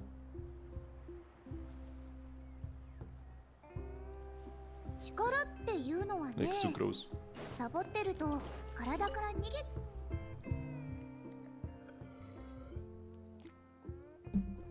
Good times always slip away so fast. I won't say that. Instead, let's make this gathering a regular thing. Yes, I can't wait for the day someone sneaks up behind me at the Zubair Theater, covers my ass and asks me to guess who they are.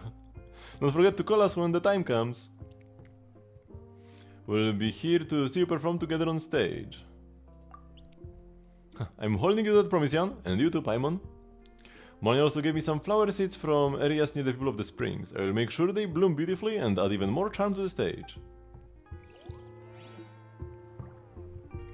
Hello, Magic Moo. You see, Princess Mumu. What is Princess Mumu? You know, because she has a horny hat? Horned hat is a better way to say it. Okay, so now that I'm done with this... Oh, you mean Varesa? Not much of a princess, but definitely Mumu. Yeah. Although in this team she's primarily here because she runs the fastest. This is my exploration team. We are just collecting 1-star artifacts. Oh yeah, I should go through some of my artifacts.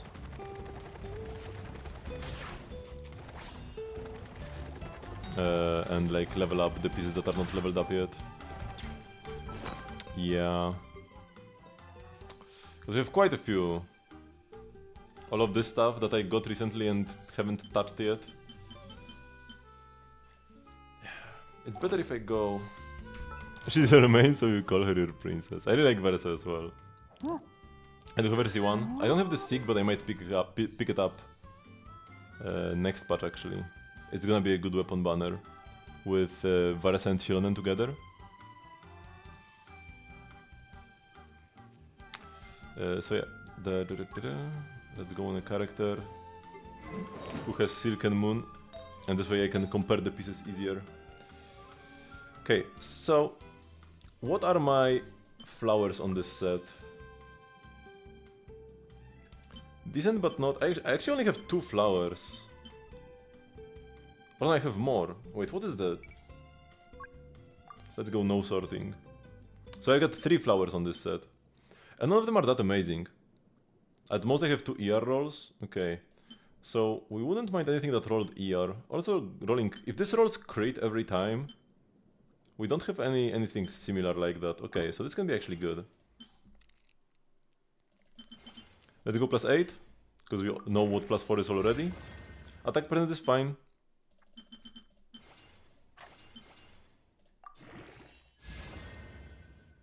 Attack percent again. I guess it's still fine.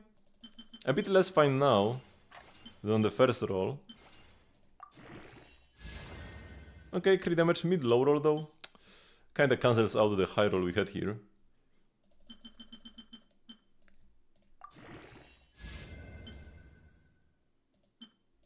But it should, like, this is already a good enough piece to play, and if you can dodge the flat def on the final roll, it's actually decent. No cope. I'm adding EXP slowly in case I get a double bonus, I don't want to waste it, even if it's a small amount. Okay. Low roll though. So it's not the best piece. Just not that many stats on it. Lord rolled pretty low on average. But it's playable. If I wanted to play Silk and Moon on Inefa, for example, if we get Columbina, because like if we get Columbina with a new set, and then Sucrose still plays Vivi, and we have Inefa left over, Inefa will play Silk and Moons, and this would be an Inefa piece. Maybe this one, actually. This is probably better. But it's close, it's playable, if I don't need the extra ER. The 2-piece ER already covers a lot of my ER needs. This and Inefa piece for sure as well. Oh, maybe not this one, actually. 5 crit rolls? Damn. It's actually the same roll value as the one on the left. Because this has better rolls, but this has extra attack percent. Okay, wait, let's first check out all of these. So no other flowers that are frozen. Maybe I should check out a piece like this. Right? I didn't even lock this. Maybe I should have. It's not that bad.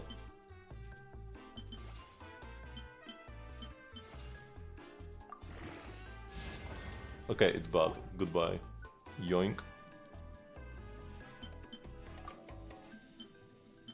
Yeah, because you'd much rather play one of these two, now that this rolled flat attack.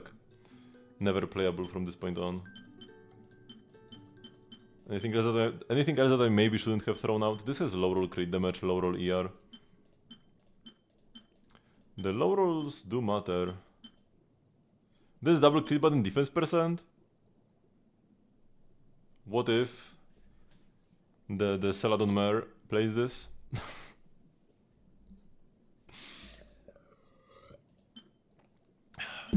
It's not impossible. It's not that great of a piece anyways, like flat attack, mid-low crit damage.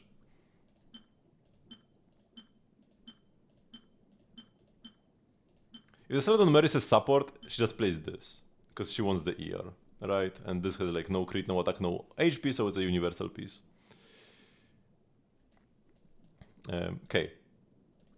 So now we have a couple Night of the Skies Unveiling pieces. And I already have absolute pick on this set. These 2 pieces are absolutely amazing. And this one is good as well. If I could get a better piece with no crit rate on it, it could be good for my fleens for now. Don't even check this one out. It probably will not roll better than this. It has flat def as well. It's a 3-liner and it has flat def. I don't think I roll it at all. Because these 2 pieces exist already. And nobody even plays them right now. So yeah, my feather situation on Night is pretty strong. So we don't want to level up Cope. These were weak, right? The feathers I already had on Silk and Moons were weak. So I was happy to level up a piece like this. I will not level up an equivalent piece on a knight, because I already have better pieces available, right? And nobody even plays them, so that's even more the reason to not roll them. Now when it comes to my feathers, it's the opposite situation, where my Silk and Moon feathers are pretty amazing. Like this piece with 16 crit rate, 12 crit damage, and then even ER to boot. This one, perfect for any HP scaler. 3 EM rolls, and then double crit attack percent. The attack percent is kinda wasted, but double crit 3 EM rolls. Also good. High ER and double crit attack percent. Yeah, all these feathers are absolutely amazing. This one might be a throw, honestly. Only 3 crit damage rolls. So these have to roll like perfectly. This one is probably out already, because it's a 3-liner. And we've got the perfect 4-liner HP piece already. So this one is out. Low roll crit rate, low roll crit damage. This one though, we could check it out. Could we? It's low roll crit damage as well. This didn't roll that highly either though. Yeah, okay. The other one low rolled as well, so we can check this one out.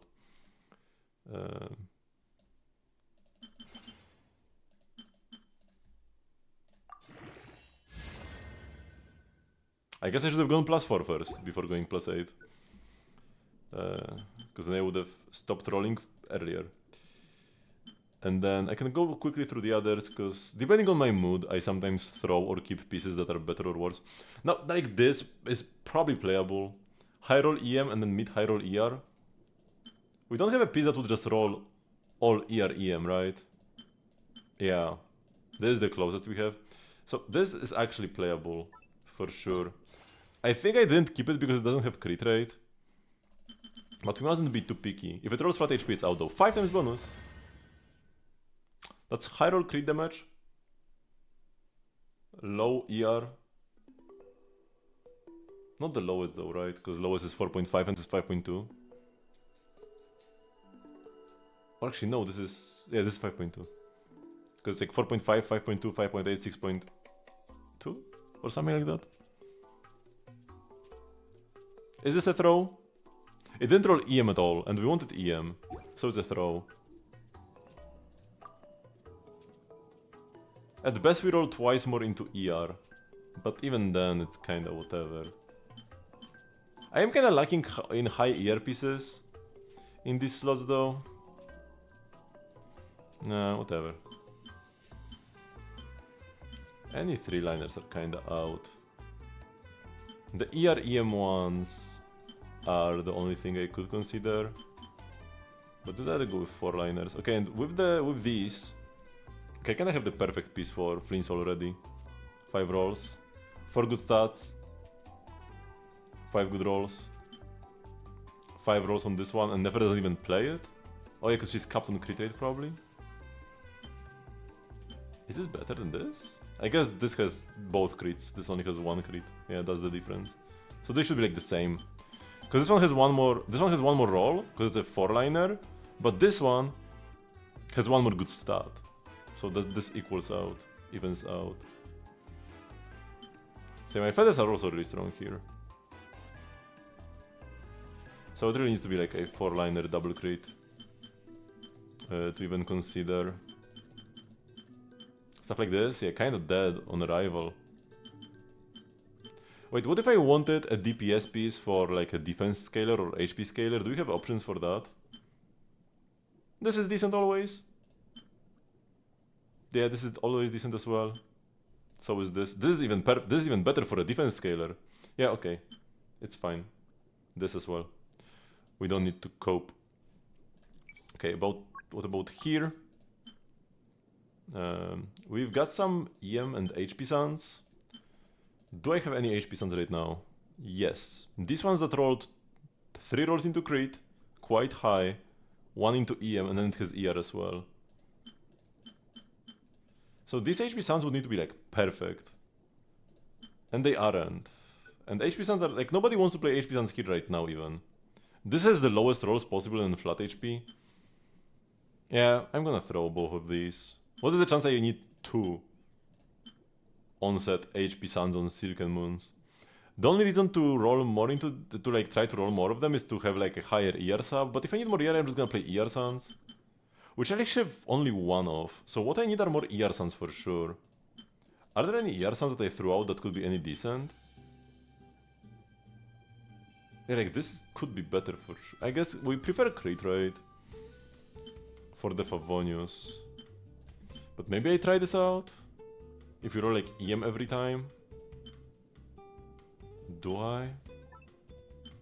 Death Suns? We don't have any Death Suns? For the Silken Moon Albedo? In the double Notcry team? Double Witch, double Notcry? Flynn's Inefa Mona Albedo?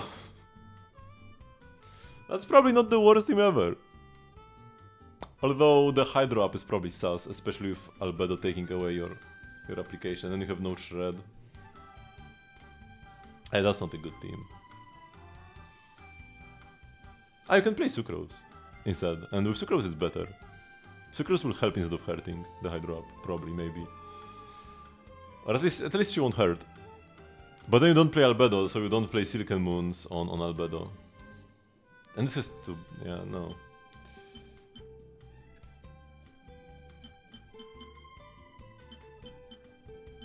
Defense Suns double crit again.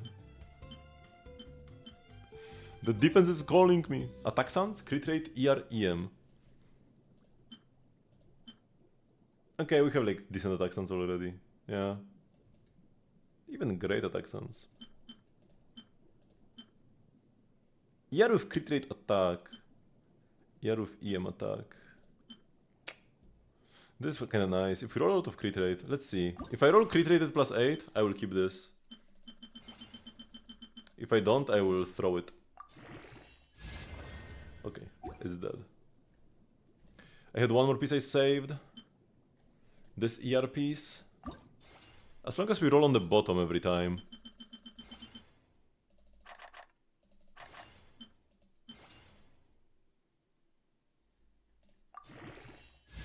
We didn't.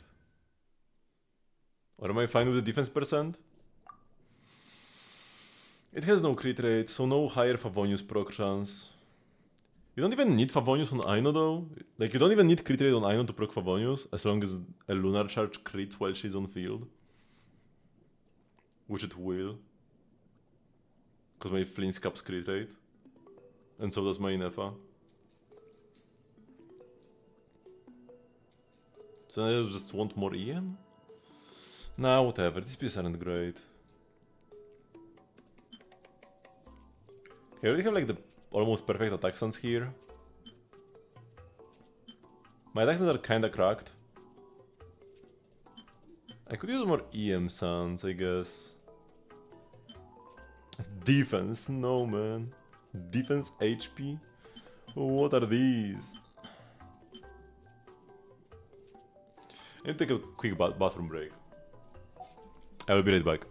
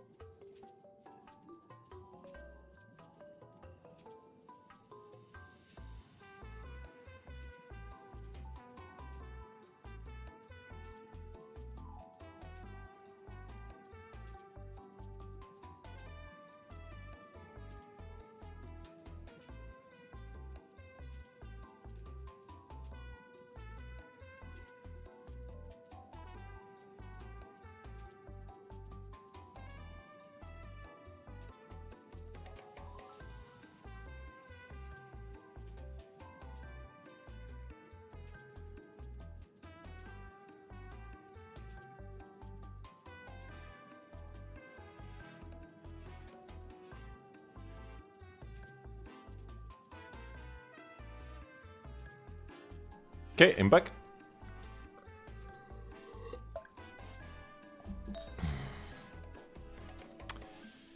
I cannot deal with all these scope sounds, man. I can just leave them like that forever. Yeah.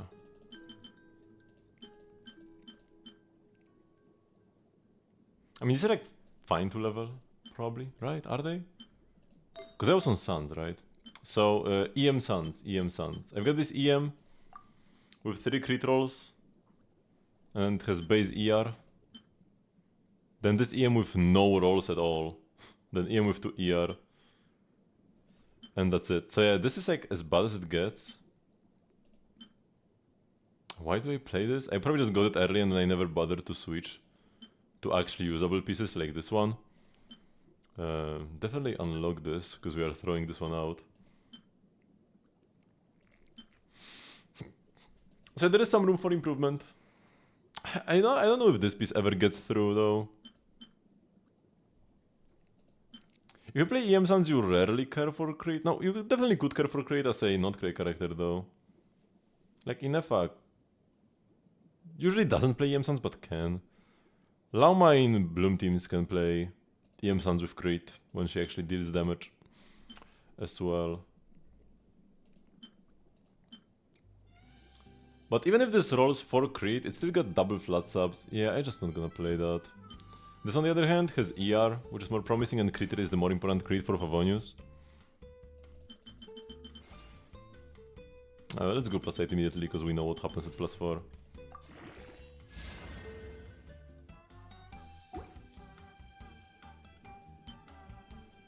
It's like the other ones I have are just a scope.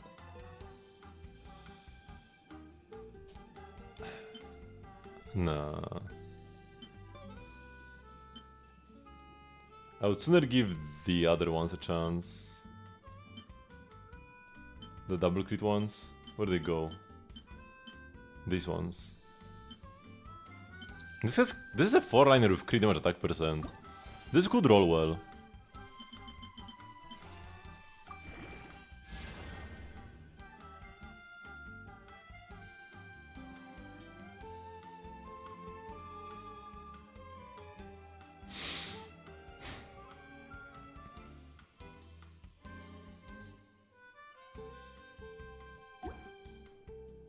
Yeah, I probably don't want that.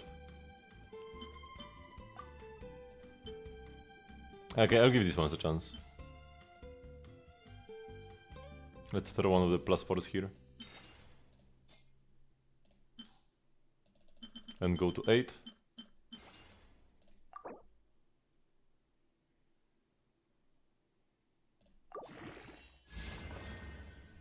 Low roll crit rate.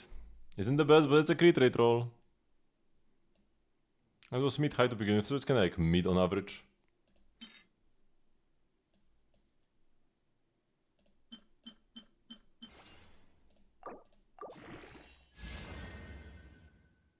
And now it's just bad.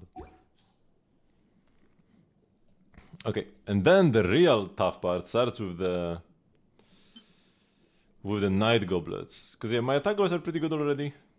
DM Goblet is fine as well.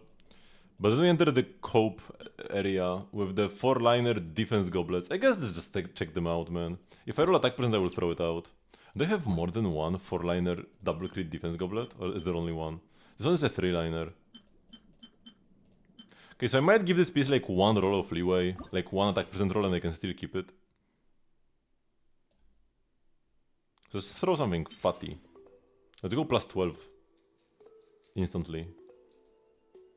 I believe that we will not roll attack % 3 times.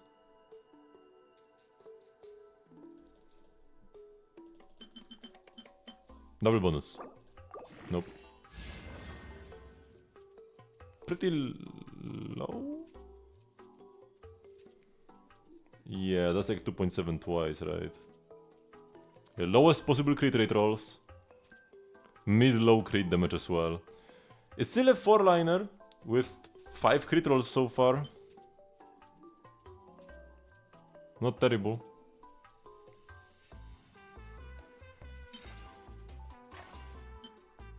By the way, I'm not using the +8s because they are a pretty efficient piece to throw into the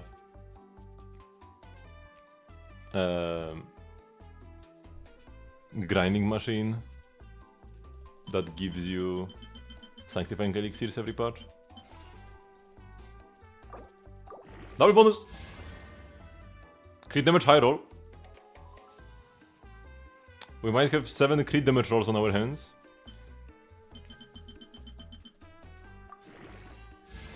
Okay, 1 high roll EM. That's fine. If we are on this set, we want EM anyways. Because this is a 2-piece EM set. Yeah, these are the perfect defense suns. It's still perfect. This EM roll doesn't take away anything from them. The hypothetical defense scaling DPS on Night of the Skies Unveiling does want EM. The lunar crystallized DPS does want EM. So I can throw any other defense suns because I'm not gonna play 2 of them. I'm not gonna play 2 DPSs on Night of the Skies Unveiling.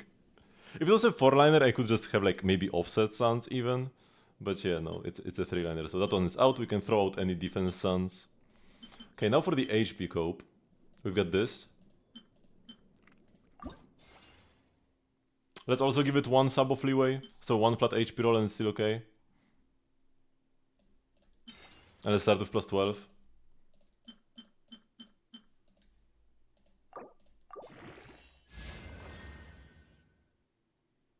Okay, crit damage is mid-low, 6.2.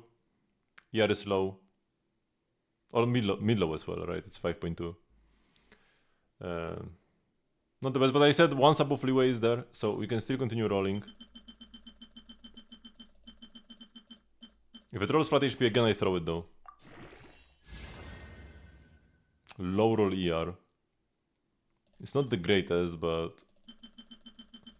I mean... We already kept it after 1 ER roll, so that means we want ER.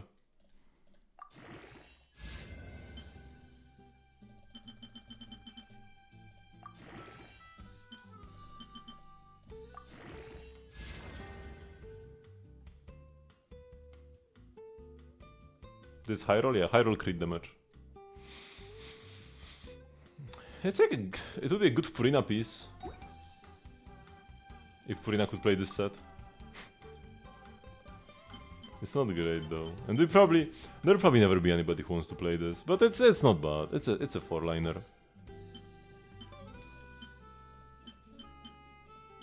The other HP suns are out then. If we don't want ER, but this has 2 butt subs. 2 butt subs, 3-liner. The rolls are high though on the crits. I will not even play the one piece, but what if the hypothetical HP scaler on a Night of the Skies Unveiling wants only crit and no ER? Then the previous piece is not that great. We still have 4 crit rolls. Yeah, this is not happening. ER now. I have been lacking in ER pieces, so at one point I was just slapping them everywhere. So sometimes you need ER suns on fleens. It can happen. And for that, you want good ER suns on fleens and not bad ER suns on fleens. These are probably the best. Oops.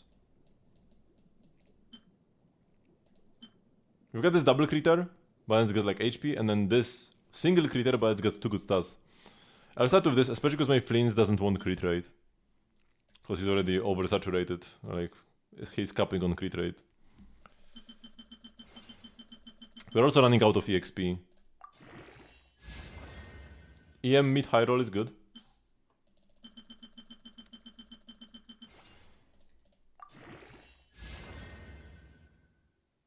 %7% mid-high as well. Good rolls so far.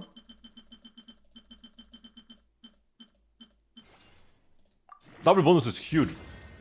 But rolling into flat def is not huge.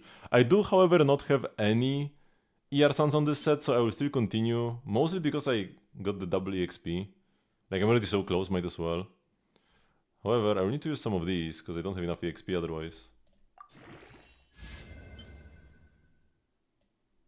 Oops. Feel half the bar.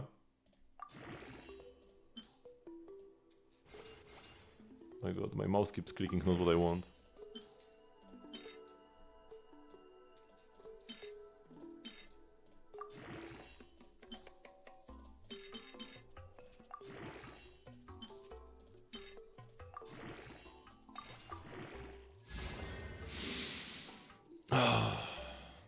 If you just rolled anything here at the bottom, I could say good enough. This is not good enough. This is a terrible piece. I don't even want to keep it, man. I want to throw it into this one. Yeah, I'm not keeping that garbage. We are not playing Earsons if that's what we have to play. I am not clearing Dire with this piece, is what I want to say.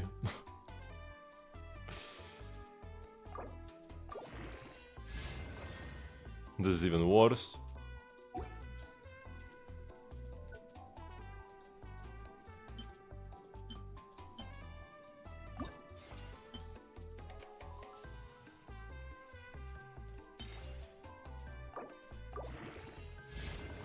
And this is even worse than the previous two, combined.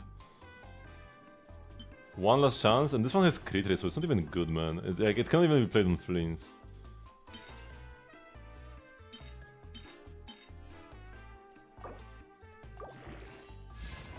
Oh boy, they keep getting worse. Okay, I guess we do not have ER Sons on this set yet. And I ran out of EXP, kinda.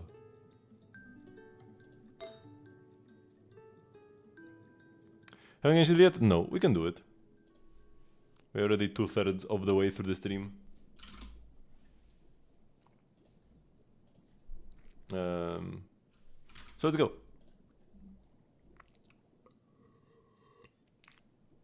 It's not about the Starless Scanbox, but like the issue with the Starless Scanbox is that it looked so good on paper and then it was so bad in practice. That's what made me so depressed about it. Although you got the God Finon piece with the 4 crit rate rolls and 1 crit damage roll, so I guess you cannot complain. I didn't get anything that's great. I got some pieces that will be playable, but I didn't get anything that was like, oh, that's an amazing piece that I will continue playing for years to come. No, no. I got some decent pieces, at best. Okay, nothing in common with Yao Yao and way above, so that's 4.4 at least. Wait, because... Yeah, I think 4.4 still counts for the double arrows. But let's go like Mabuika. Mabuika is my go-to and it's nothing in common with Yao Yao and way higher. Okay, it's very close. It is the same boss. And it's from Atlan. Maybe it's Varessa. Princess Mumu. Let's go.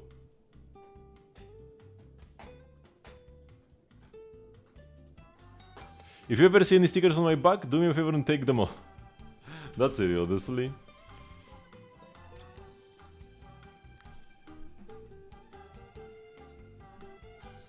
I do have... This is Venti. Easy. Can you one-shot the emojis as well? It's gonna be Itto. That's kinda like sarcastic. Noodle arms Itto. Or it's gonna be Alheitam, because he's actually kinda jacked. Or it's gonna be Ryodesli. It's Ryodesli Itto or Alheitam. Would be Varka for sure if Varka was a character already, but he's not yet. Not a character yet. Probably it's Alheitam. No, it's Itto, man. It was sarcastic. It was sarcastic. I could have had the triple one-shot. And this was very close as well. I played very well here as well. But then we got the blunder at the end, man. Itto was my first thought. As well.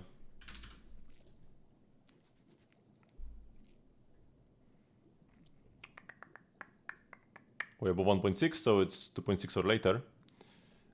So let's go with like Hyacinth. Easy clap.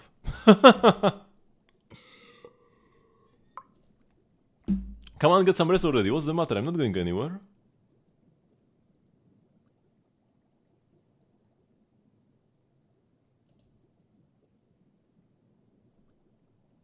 Is it like Silver Wolf? And we are surprised that she's still here? No.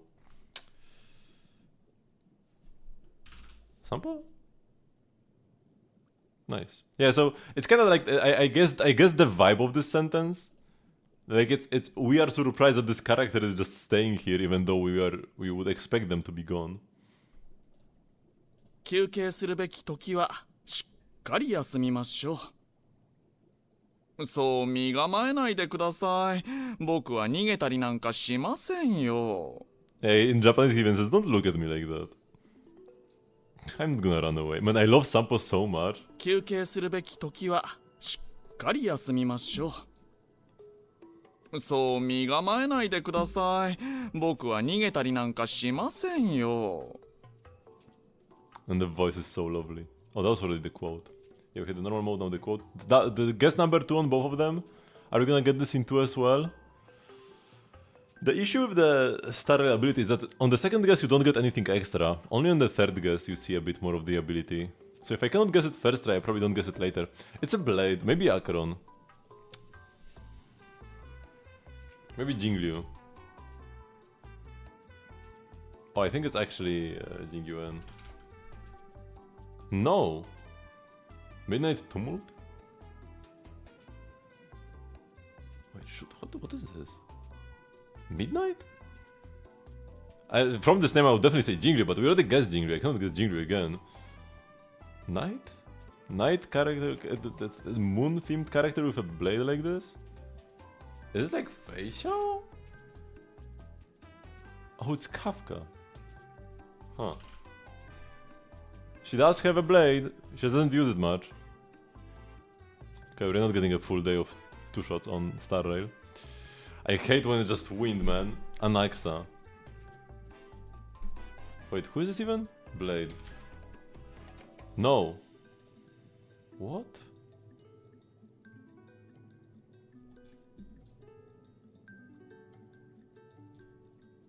It can't be Fei Xiao, because like she's not Black Swan. Bronya? Maple Leaf? Danheng. Okay, I guess it makes some sense. The swords don't really make much sense. I guess it's supposed to mean that he's a DPS? He doesn't even use a sword, he uses a spear. Or like a halberd or whatever that is. It's not a sword. It's not a sword though. It's like a spear, right? Yeah, whatever, very random.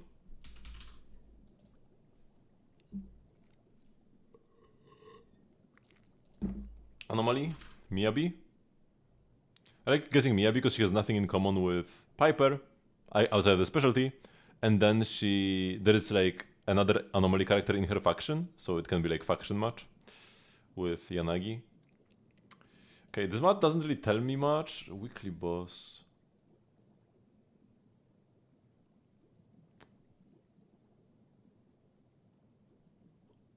So it's not like Grace or anything like that. It came out. It's the character that came out after Miyabi, because it used the bringer mats. There weren't like after Miyabi, we had a couple patches of like no anomaly characters. Could be Vivian. It's probably Vivian. No, Vivian uses this boss. Wait, that's no. Hugo uses the marionettes, but Vivian does not. It could be Vivian. Yeah. You would think she would use the marionettes, but Hugo does. Even though Hugo is ice, so you would think that the ice DPS would use the Ice Week boss. I guess this boss is Ice Week as well, but like if they had to assign the marionettes and Bringer to Vivian and Hugo, the marionettes are also weak to Ether, so it would make more sense for Vivian. She's also very graceful, like the dancer marionette. And the Bringer, he's just Ice Week, so Hugo would fit here better. I guess one reason for this is that Bringer is a sacrifice and Vivian used to be with like the Exaltis for a while. So fine that the Exaltis are just gone now. I thought the Exaltis would be like a force in Zenless that would be like the main antagonist kind of forever. But then I just like deleted them. Okay, I have a Geo damage bonus goblet on I know. Maybe we could have an onset Geo damage bonus goblet instead.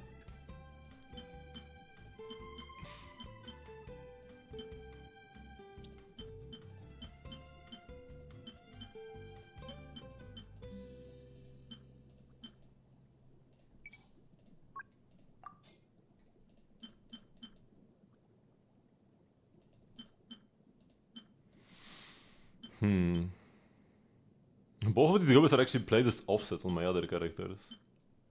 Why does Xingqiu have an EM goblet? Oh, because I stole his goblet. I think this was on Xingqiu. The Geo damage goblet with 30 ER was on Xingqiu, and then I took it with Aino, and he got the piece that she had before, which was an EM goblet. Because I just wanted max ER. And this is my second highest ER on a piece. After my Bennett goblet, which is actually pyro damage bonus.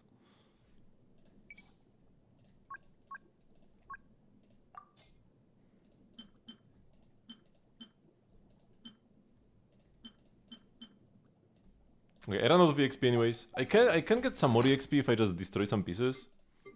If we go salvage. I can get like a bit more, but it's not that much. Also, I want to save some 1-stars. Actually, you know what? I don't need to save 1-stars because I'm not gonna level up pieces again today. And I'll just get more 1-stars by the time I next level up artifacts. Yeah.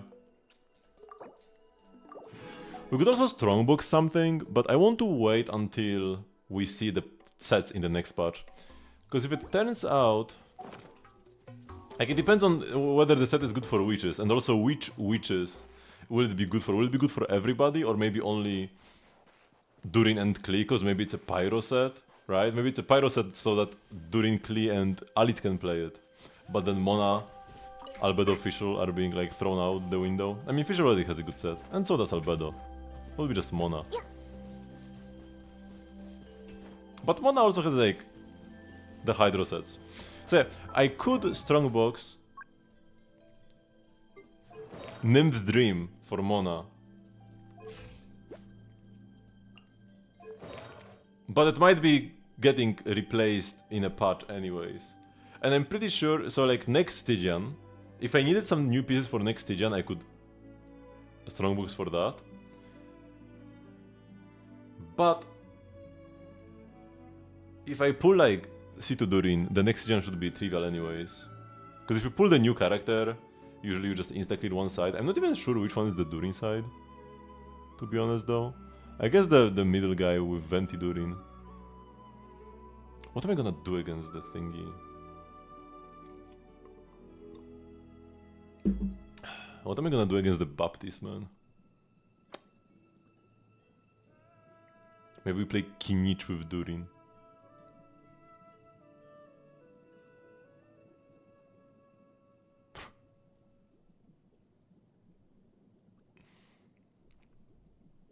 That is best for her. In teams without Furina it should be. With Furina Marechuse should be better. But I was overcapping crit rate like like crazy with Marechuse. And I remember that I had some good Nymph's Dream pieces. So I decided to play Nymph's Dream. It's almost definitely worse than a Marechuse set would be. I could optimize for her even.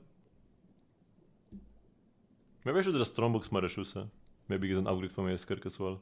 But I could also go to the optimizer. Oh, but I guess the buffs don't really change her much. They change her slightly. We can just add some stats to her, so it's fine. We can make a new team. Ah, but she's getting buffs from Durin. It would be quite a lot of finagling. Yeah, whatever. I'm gonna do that when Durin comes out. Because if I actually wanted to make, I could just make a team with just 3 characters, and then just the Durin buffs, just give them as stats to Mona. I mean, it's not like they are adding a new type of buff that hasn't existed before.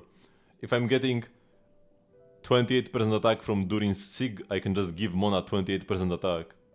Right? Because when you have a team, you can just go to a character and like either give them buffs right here. Yeah, you can give them bonus stats right here if you want them permanently. And yeah, you can use them for stuff like food buffs, abyss cards, or superconduct. Or I can have a multi-target setup which has specific buffs for specific hits. Right? Like this is a setup for Mavuyka, which has like a Bennett buff that runs out after a while, so the Bennett buff lasts here for these hits. Noblesse ends here, like Noblesse is up until the 5th hit, then it ends here, and then these hits are no longer Bennett buffed. So yeah, this way you can simulate a Bennett buff that runs out midway through your rotation. So I could just add the stats to Mona. I could do that. Because we would do Mona.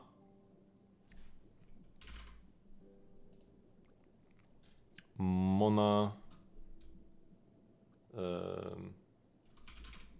Furina. And Shironen.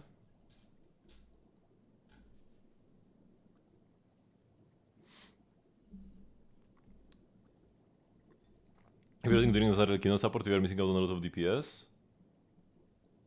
I don't know. We'll need to see how it turns out. Are we getting a Hydro or Pyro reaction? Doesn't matter for the optimizer. The weapon on Mona will matter though.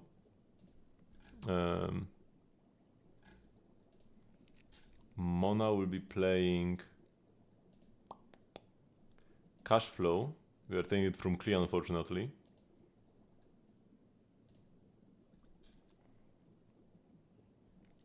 And then we get 3 HP changes.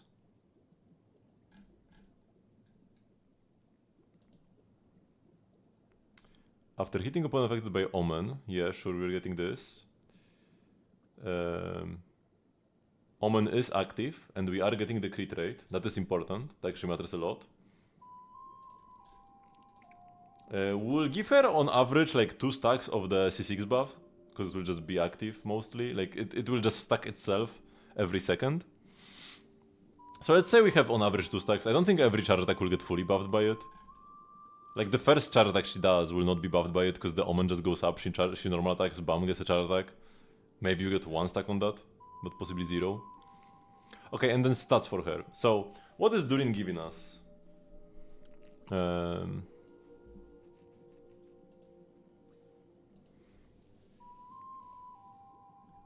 Durin is giving us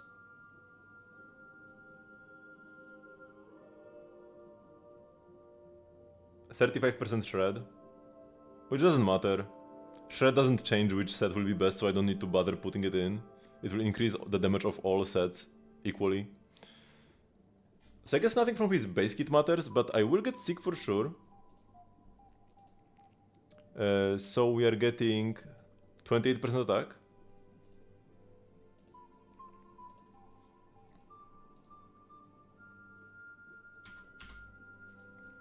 And then do I assume Durin cons already? Oh, the Durin cons have like Shenhe quills, which is annoying.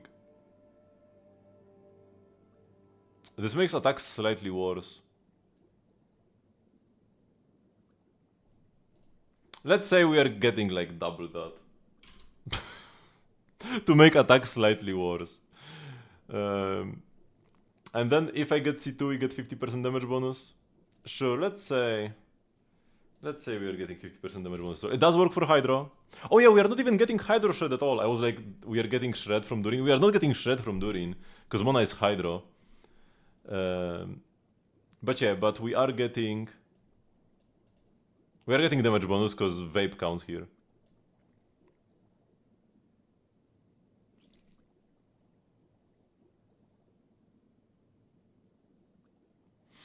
Mavika, Durin, Klee, Arlecchino. Maybe. Let's just wait for the Klee buffs and Durin to actually come out first.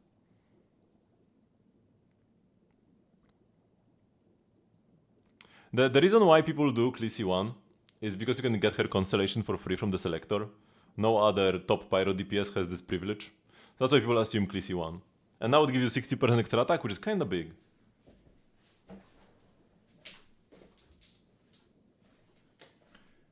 She also triggers Durin by herself, Durin's extra passives, so that's another bonus. She doesn't need Sucrose, Mona, or Fischl. But Sucrose, Mona, and Fischl are all great characters, so it's not that big of an upside. You probably want to play one of these anyways.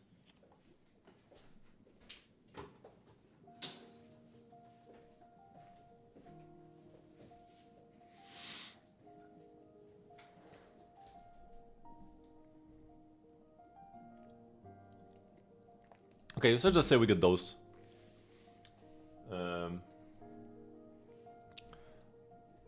20%. I have no idea how much attack this will account for. The Shenhe quills on C1, but let's just say it's a similar buff to his Sig.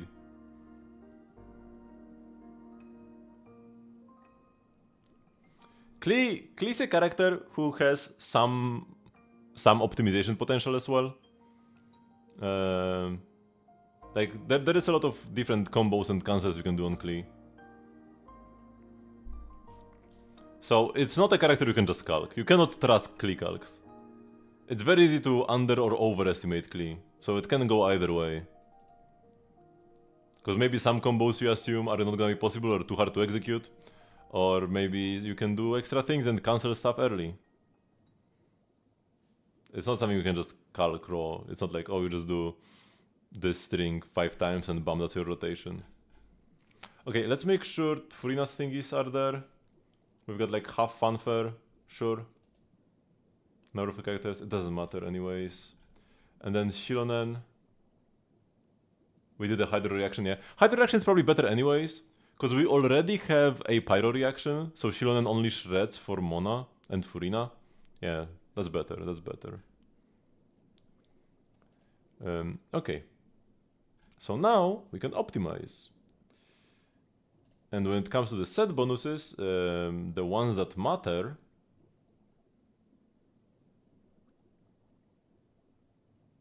would be Desert Pavilion Chronicles. It could be good. I'm not gonna bother with echoes. What else do we have here? Heart of Depth works. That's a potentially good set that we could play. This works if we have Furina. And Nymph's Dream. Let's say 3-6 as well. Okay, and when it comes to the damage target, do I just do like charge attack? All of these sets buff charge attacks anyways. It would slightly favor Marishuse if I did that, like all the damage are charge attack damage.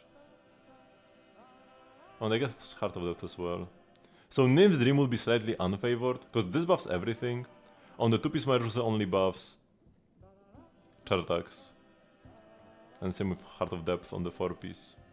So if Nymph's Dream is like very close second, we can just pick Nymph's Dream over that. But yeah, I don't need to do an entire Mona rotation, let's do a raw charge attack.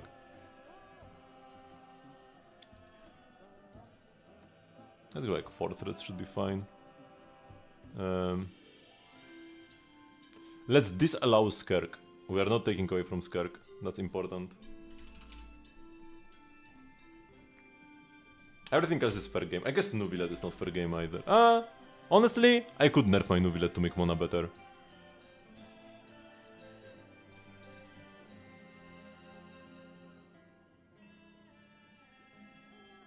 In order to pick Klee, one must have Klee first. I mean, if you don't have Klee...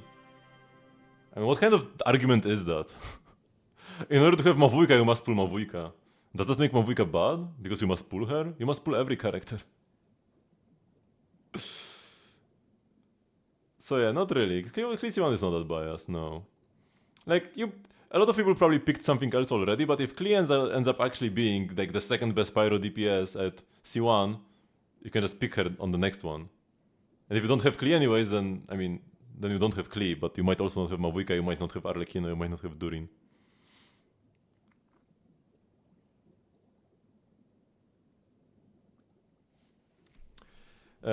Okay. Should be fine.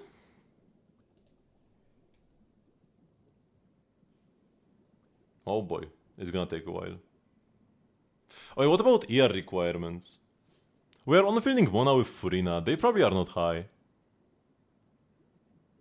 But the thing about Mona is that she gets damage bonus from ER. So... the optimizer has more work cut out for it. Right? ER is also a damage stat. Even if we don't set an ER requirement. Because normally ER is simple for the optimizer. You just need X. Like, by default it's worthless and you can just set a constraint. Like, I need at least 30 ER. So then it's a very simple comparison. But here, every time it needs to plug the ER into Mona passive. So that's why it's taking more time than your average character would.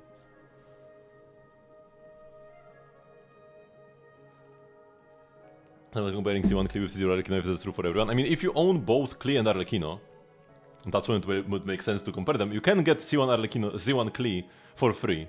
And the other characters on the selector are not high priority at all. Your other options are Mona or Albedo C1, or like Mona cons overall, or like an Albedo con, or you just pick a Stella Fortuna. Like, those are the only real options. So if Klee actually does become a better DPS than Arlecchino at C1, it's kind of a no-brainer to pick her there. And if your argument is I cannot pick it if I don't own Klee, like, you cannot play Klee if you don't own Klee anyways. So that's not really an argument at all.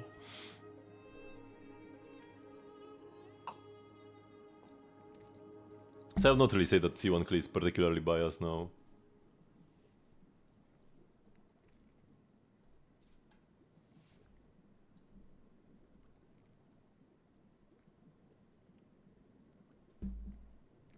I could go run around in game while I'm waiting, but at this point we're already 60% there, so might as well wait a bit more. Oh, I forgot the 15 crit damage. I forgot that Mona gets 15 crit damage from C4 now, but it's irrelevant. Like, I mean, it's not irrelevant, but it shouldn't change anything. But if I were to redo this, I would need to add extra crit damage to her as well. But from her own buffs, this is the only thing that happens, right? There is a like double multiplier on the charge attack, but that doesn't change anything. They just do double the damage and that's it. Doesn't interact with other buffs. And I do have the C6. Yeah. We should replay an attack goblet, right? With so much damage bonus. But I guess the damage bonus is kind of biased. Because I selected that the charge attacks are... I only selected the charge attack. And then I selected it's getting a 120% bonus from the C6. Maybe I should have gone like 60%. To like kind of account for the fact that the other damage she does is not getting buffed at all by that passive. Yeah. When you sit and wait like this for the optimizer to finish, it's like, huh, I could have done these things better. But it's fine, we should get the rough idea anyways.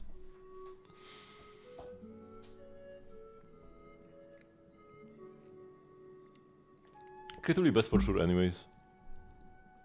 Okay, is it actually getting slower the longer we wait?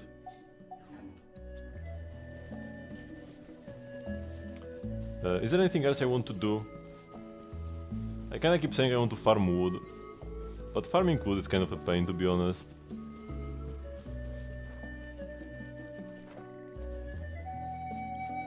Also, when it comes to artifact farming, for one it's just like an actual account progression thing. Unlike wood, which you never really need for anything. Wood will not help you clear content. And also, artifacts have like a limit of how much you can farm. Right? You spend like 10 minutes farming and you are done. You cannot farm more even if you wanted to.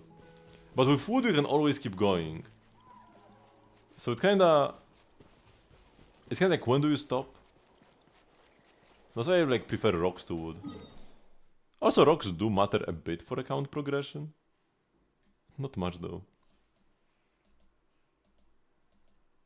Oh yeah, a little update on my power supply fan. It kinda just quieted down. I've been playing a lot of Shin Megami Tensei 5 lately. And when I play that game, my power supply fan will turn on pretty often. And like, by being on so much, it just kinda stopped making noise. It's still like audible, but it's not annoying. I've got 10k ores and then 10k of these, and when it comes to the rocks themselves, 15,000 crystal chunks, 10k iron chunks, 5k white iron, and then like 9k amethyst lamps, 4k condensance crystals, 1.2k rainbow drop crystals, and 366 magical crystal chunks. Yeah, maybe it was touching something. Probably not like wire, because it probably would have caused a bigger mess than just some noise. But yeah, whatever happened to it that made it loud must have stopped. Must have passed. By the way, we have the transformer. Now that I opened my inventory, I remembered. I keep saying that I kinda want to like forget about it by accident and then do it on Thursdays again, so that I have all my weeklies on Thursday. But if I remember about it, I will do it. I won't delay it on purpose. It's only that like I will not try that hard to remember about it if I forget. If I forget, I won't mind.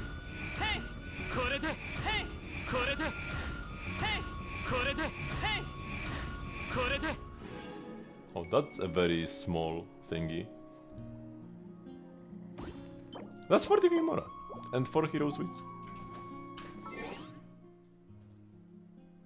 Okay, we're almost there, but it's like it's a classic progress bar. The farther it is, the closer it is to the end, the longer it takes for it to go there, for it to finish. It's already been 7 minutes almost.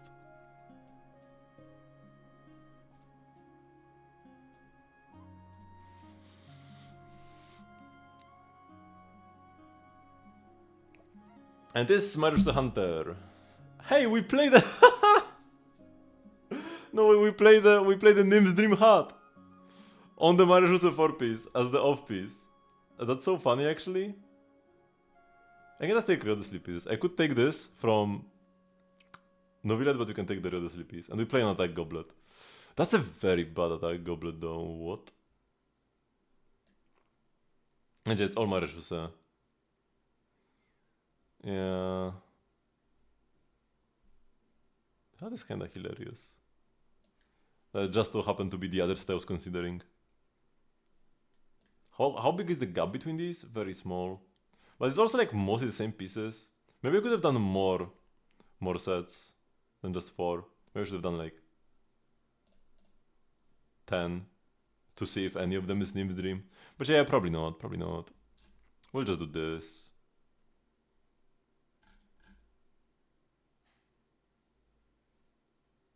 So the hard part is not capping on crit rate, because we already have 100% here.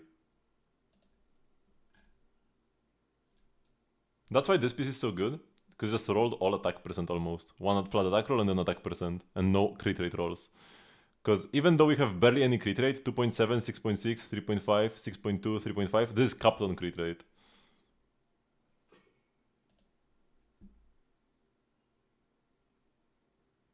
Dames will be good on Colombina. She will almost she'll probably or like almost definitely not be an attack scaler, and she might not even be an HP scaler either. She will definitely not want damage bonus though. She'll almost definitely not want damage bonus, and this gives you damage bonus. Now there is like if there is any situation where she doesn't use her own new set that will be printed for her. For DPS sets, it will always be Knight of the Sky's Unveiling. Just accept that. There is no chance any other set can be good on her than this one. Or whatever new set they print for her, right? This or that. And maybe sometimes, like for support,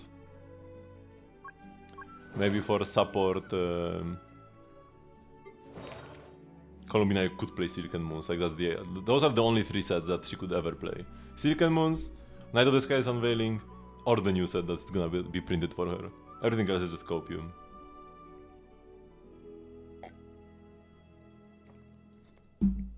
There is, like, we do not know what she does, so there is a very small chance that she could use something else. But yeah, I just don't see that. I just don't see that being a thing. Okay, let's grab some rocks, cause oh no, there is one more important thing I should do. Like, it's not important, but it's more important than rocks. And that's the rhythm game. Also, next patch, they are adding like modifiers to the rhythm game. So all of these like perfect clears I've done, I will be able to do like perfecter clears if I do modifiers with them. Right? I will be able to like perform and then choose like hidden, hard rock, whatever. So I will need to redo every single song with difficulty modifiers. That makes them way harder.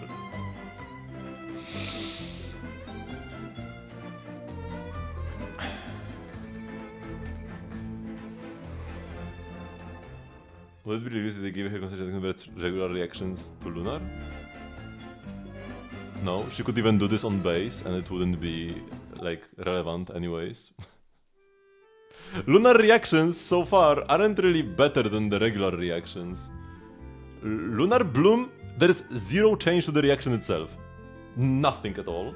And Lunar Charged is like slightly more consistent.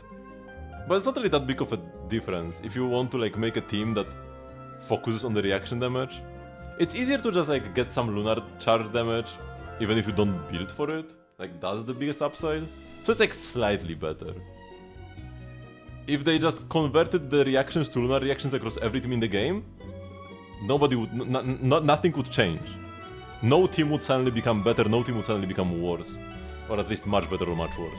Like the power standings would not change at all if every team could Lunar Charge and Lunar Bloom. Because Lunar Bloom, zero difference. Lunar Charged, slightly better but not enough to make a difference. There was no update in Luna 2. Or do you mean the new, the dancing one?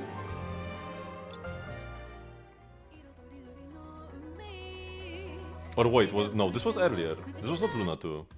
Or was it? No. No, we are in Luna 2 right now. This was not this part. It was last part. This. Yeah. So there was no update in Luna 2.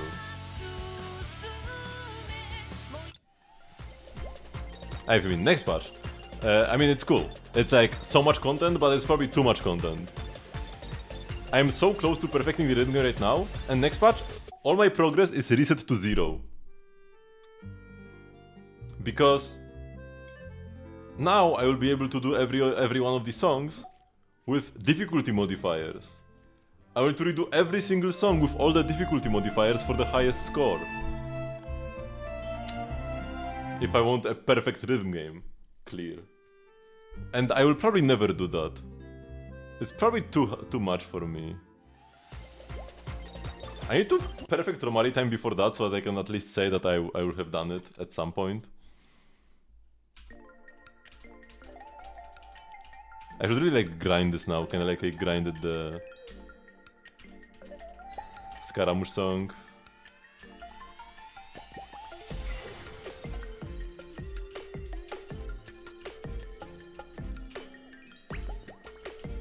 But yeah, it's super lovely. It's like so much content. The only issue is that's probably too much.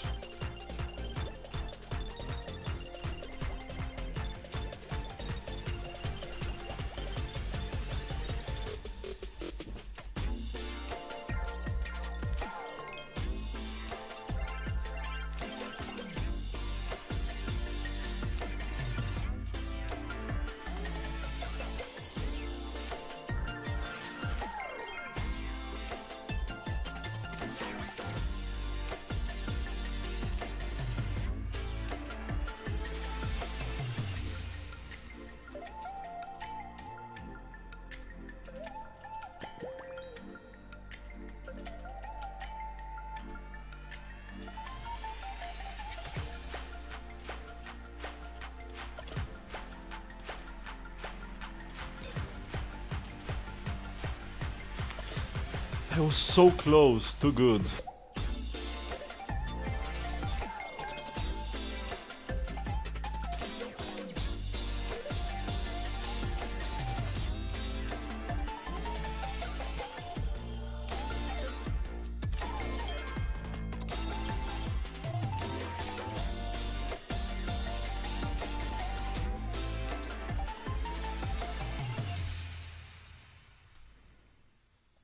Actually, what are all the modifiers they're adding? I know there's like a fog you can add that covers half the screen. The middle portion, which is a pretty important portion.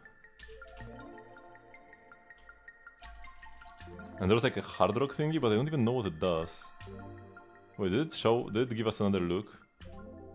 In the like events video? It was fairly close though. Like this gives me hope. It was 2, right? Oh, it was 3. Where was the third one? I hate it when there was a good I didn't see. Because yeah, wait, did we see all the modifiers? I was watching the JP stream, so I might have missed some.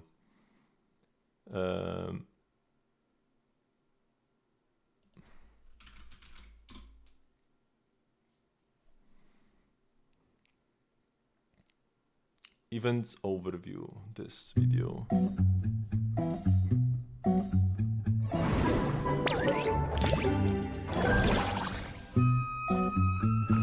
We are getting wind rays again, by the way, finally. I put all my ninjutsu know-how into this, and I still gave myself away.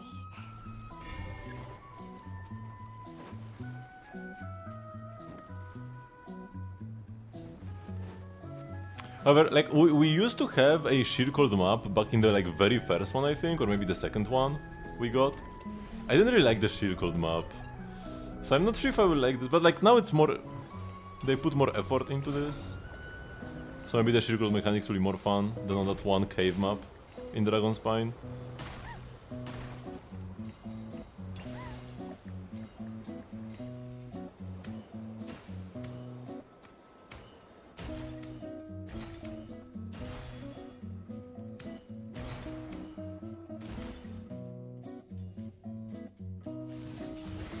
Regular combat event.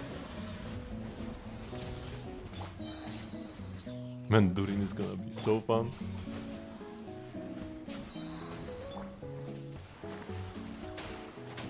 Oh, there's gonna be a PvP Saurian event. We had one like this, but with the characters and not the Saurians. So we would play like Varesa and Mavuika instead of playing the Saurians, which I feel like it's kinda worse. Also, we've got Finch Ball. I absolutely love Finch Ball, but this is not the Finch Ball we know and love, which is kinda sad. I really love the like caroling Finch Ball, so I'm a bit sad they changed it. Are they gonna show the rhythm game changes? They are not.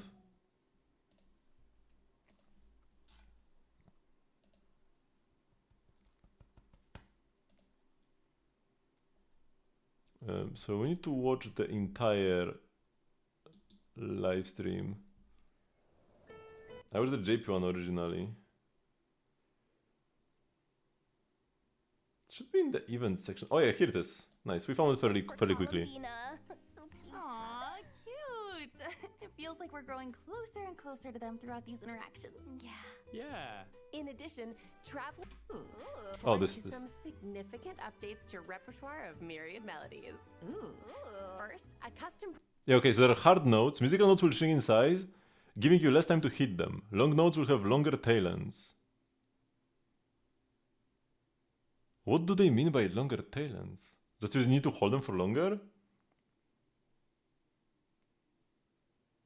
Okay, so it's only two modifiers. It's only two actual modifiers. Smaller notes, so like less room for error, essentially.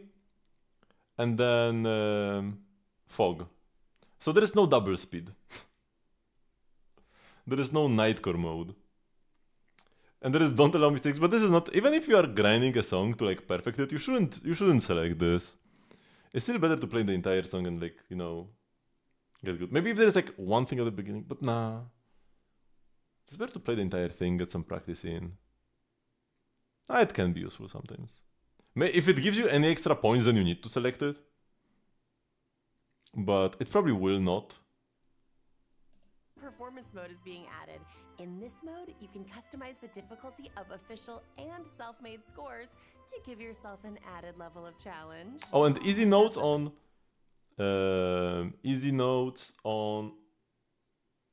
some fan-made maps may make them more fun, actually.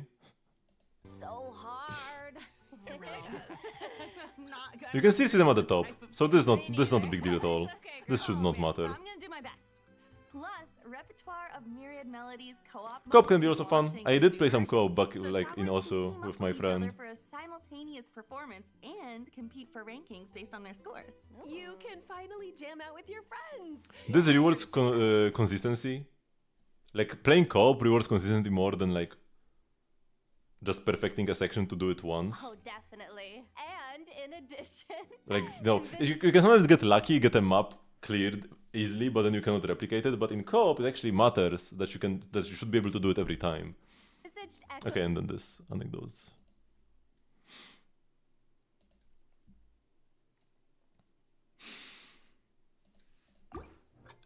I should try the one section. Oh wait, I didn't have my hand on the keyboard.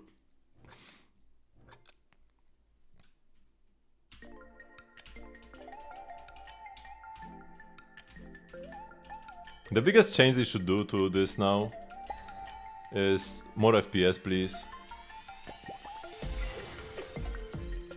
Because the faster the notes are falling, the easier it gets, but at some point I can't see them well because they keep like jumping instead of falling because the FPS is too low.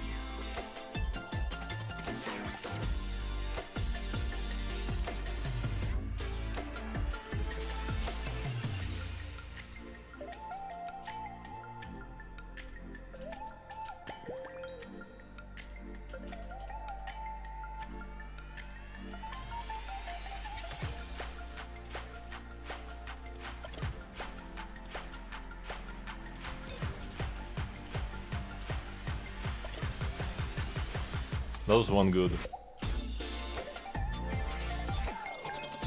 I think. I hope.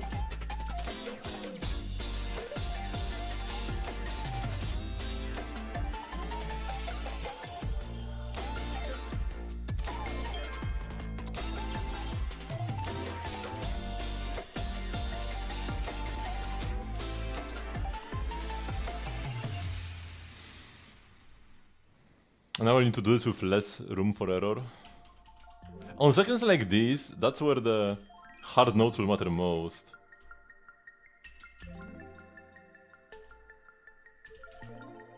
So the maps that were hardest will become even harder.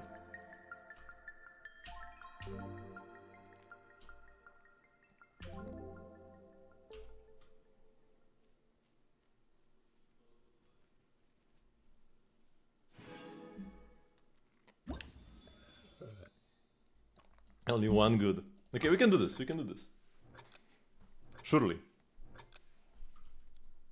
I have actually never gotten perfect on that section, I don't think. Even in, like, practice. Or maybe I have, like, once.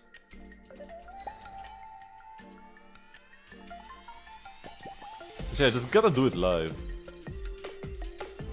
If I'm gonna do it for the first time, might as well do it while I'm clearing.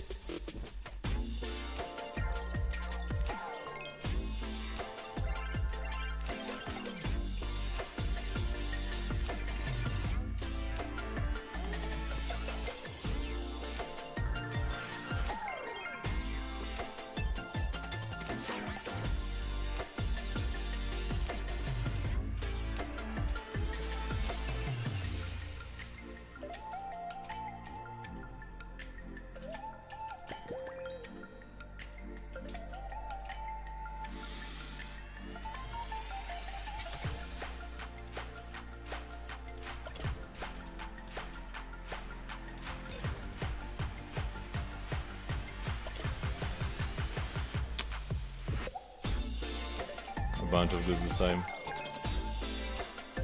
Okay.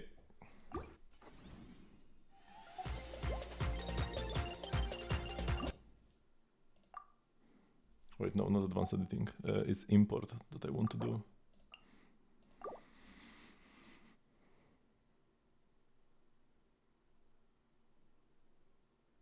Is this very easy to see the section?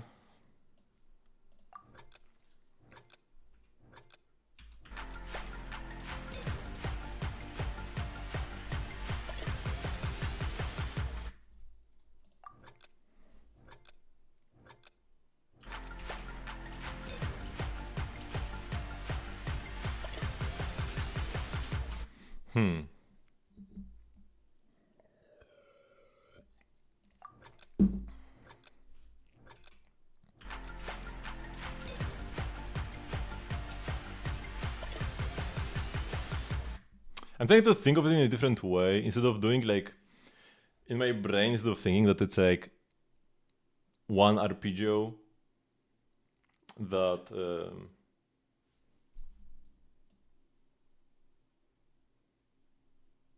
that has this weird like double note in the middle. I'm trying to think of it as I go like 1 2 3 1 2 3, like separate. I'm trying to separate the hands in my head. I think that would be easier.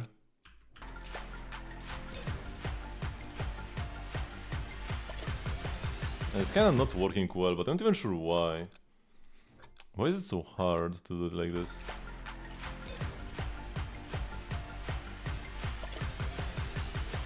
A ton of goes this way. I need to start earlier. And then I'm like, phew.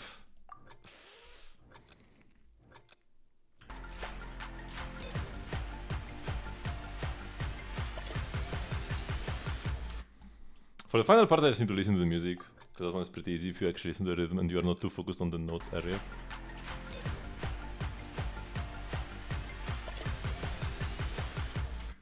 So yeah, I often need to slow down at the end because I'm clicking a bit too quickly. Maybe I'm clicking a bit too quickly overall.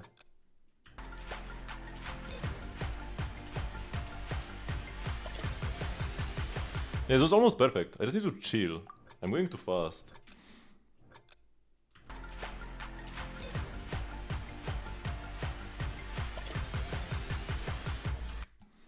This was not as good.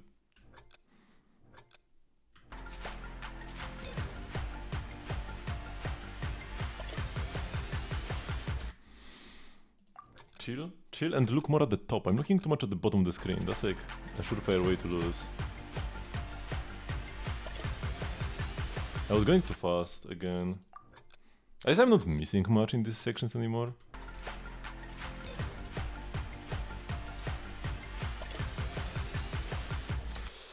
I was doing better in like live runs than in practicing this like that.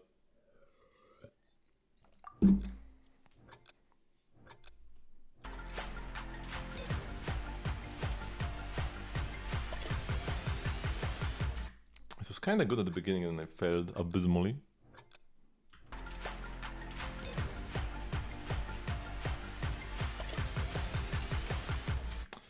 I did the hard section correctly, but then I failed afterwards.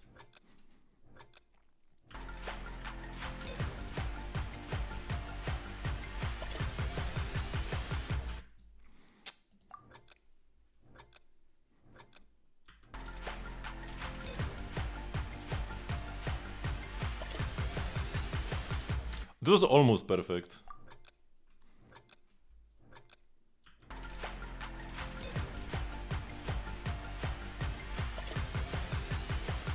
It's so hard to pivot from one section to the other. Doing the second section is easy. The first one is doable, but then doing one to the other... Oh man. That's the hard part.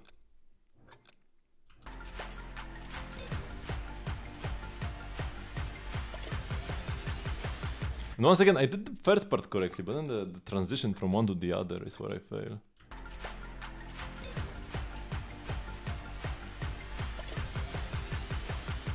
Okay, I had like 2 goods now. This was probably my best one so far.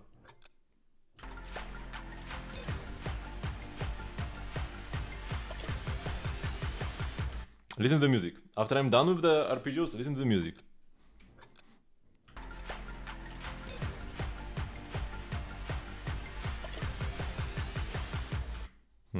I got some misses now.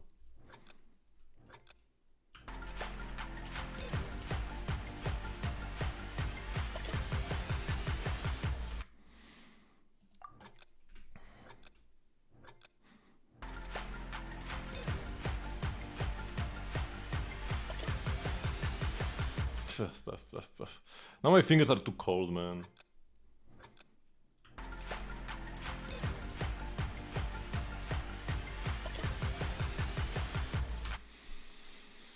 Okay, I'm like getting better. Maybe we can get there before. If I do like a couple runs every day until the patch, I think we can get there. There is a chance. How many Genshin streams am I gonna do until the next patch? One will be on Monday. And I'm not sure about like Wednesday. No, I probably do like... Tomorrow will be Star Rail, then probably will be Genshin Star Rail, then less Genshin. I do a bit more Star Railing because there will be like the main quest. If I don't do the main quest on Wednesday, I should do a Zenless stream sooner rather than later. But I want to have as much Star Rail as well. As much Star Rail as possible. I might go like 1 to 3. Genshin Star Rail, Zenless, Genshin Star Rail, Zenless. I would have like 3 or 4 streams. Until the patch. Or maybe more like 4 to 5. Between 3 and 5. Surely we'll get there. But now my hands are too cold. Okay. Thank you very much for watching. But this will be the end of the stream for today. I do have a stream every single day at 8 PM CT. Oh no! Actually! Next week I'm gonna be absent. On the weekend. Oh yeah, it will be fewer Genshin streams. More like 2 to 3 than 3 to 5. Yeah, because I will not be streaming on Friday, Saturday, Sunday and Monday. 4 days off. Next week. Yeah, I also include it on the Discord server. So if you want to know about things like this, my very rare absences that happen like 2 or 3 times per year, join the Discord server. You can also get stream notifications and the like, and see what we will be playing. This looks like an English stream.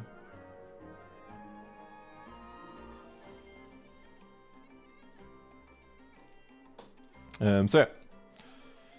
Thank you very much for watching. I will see you all tomorrow. Bye bye.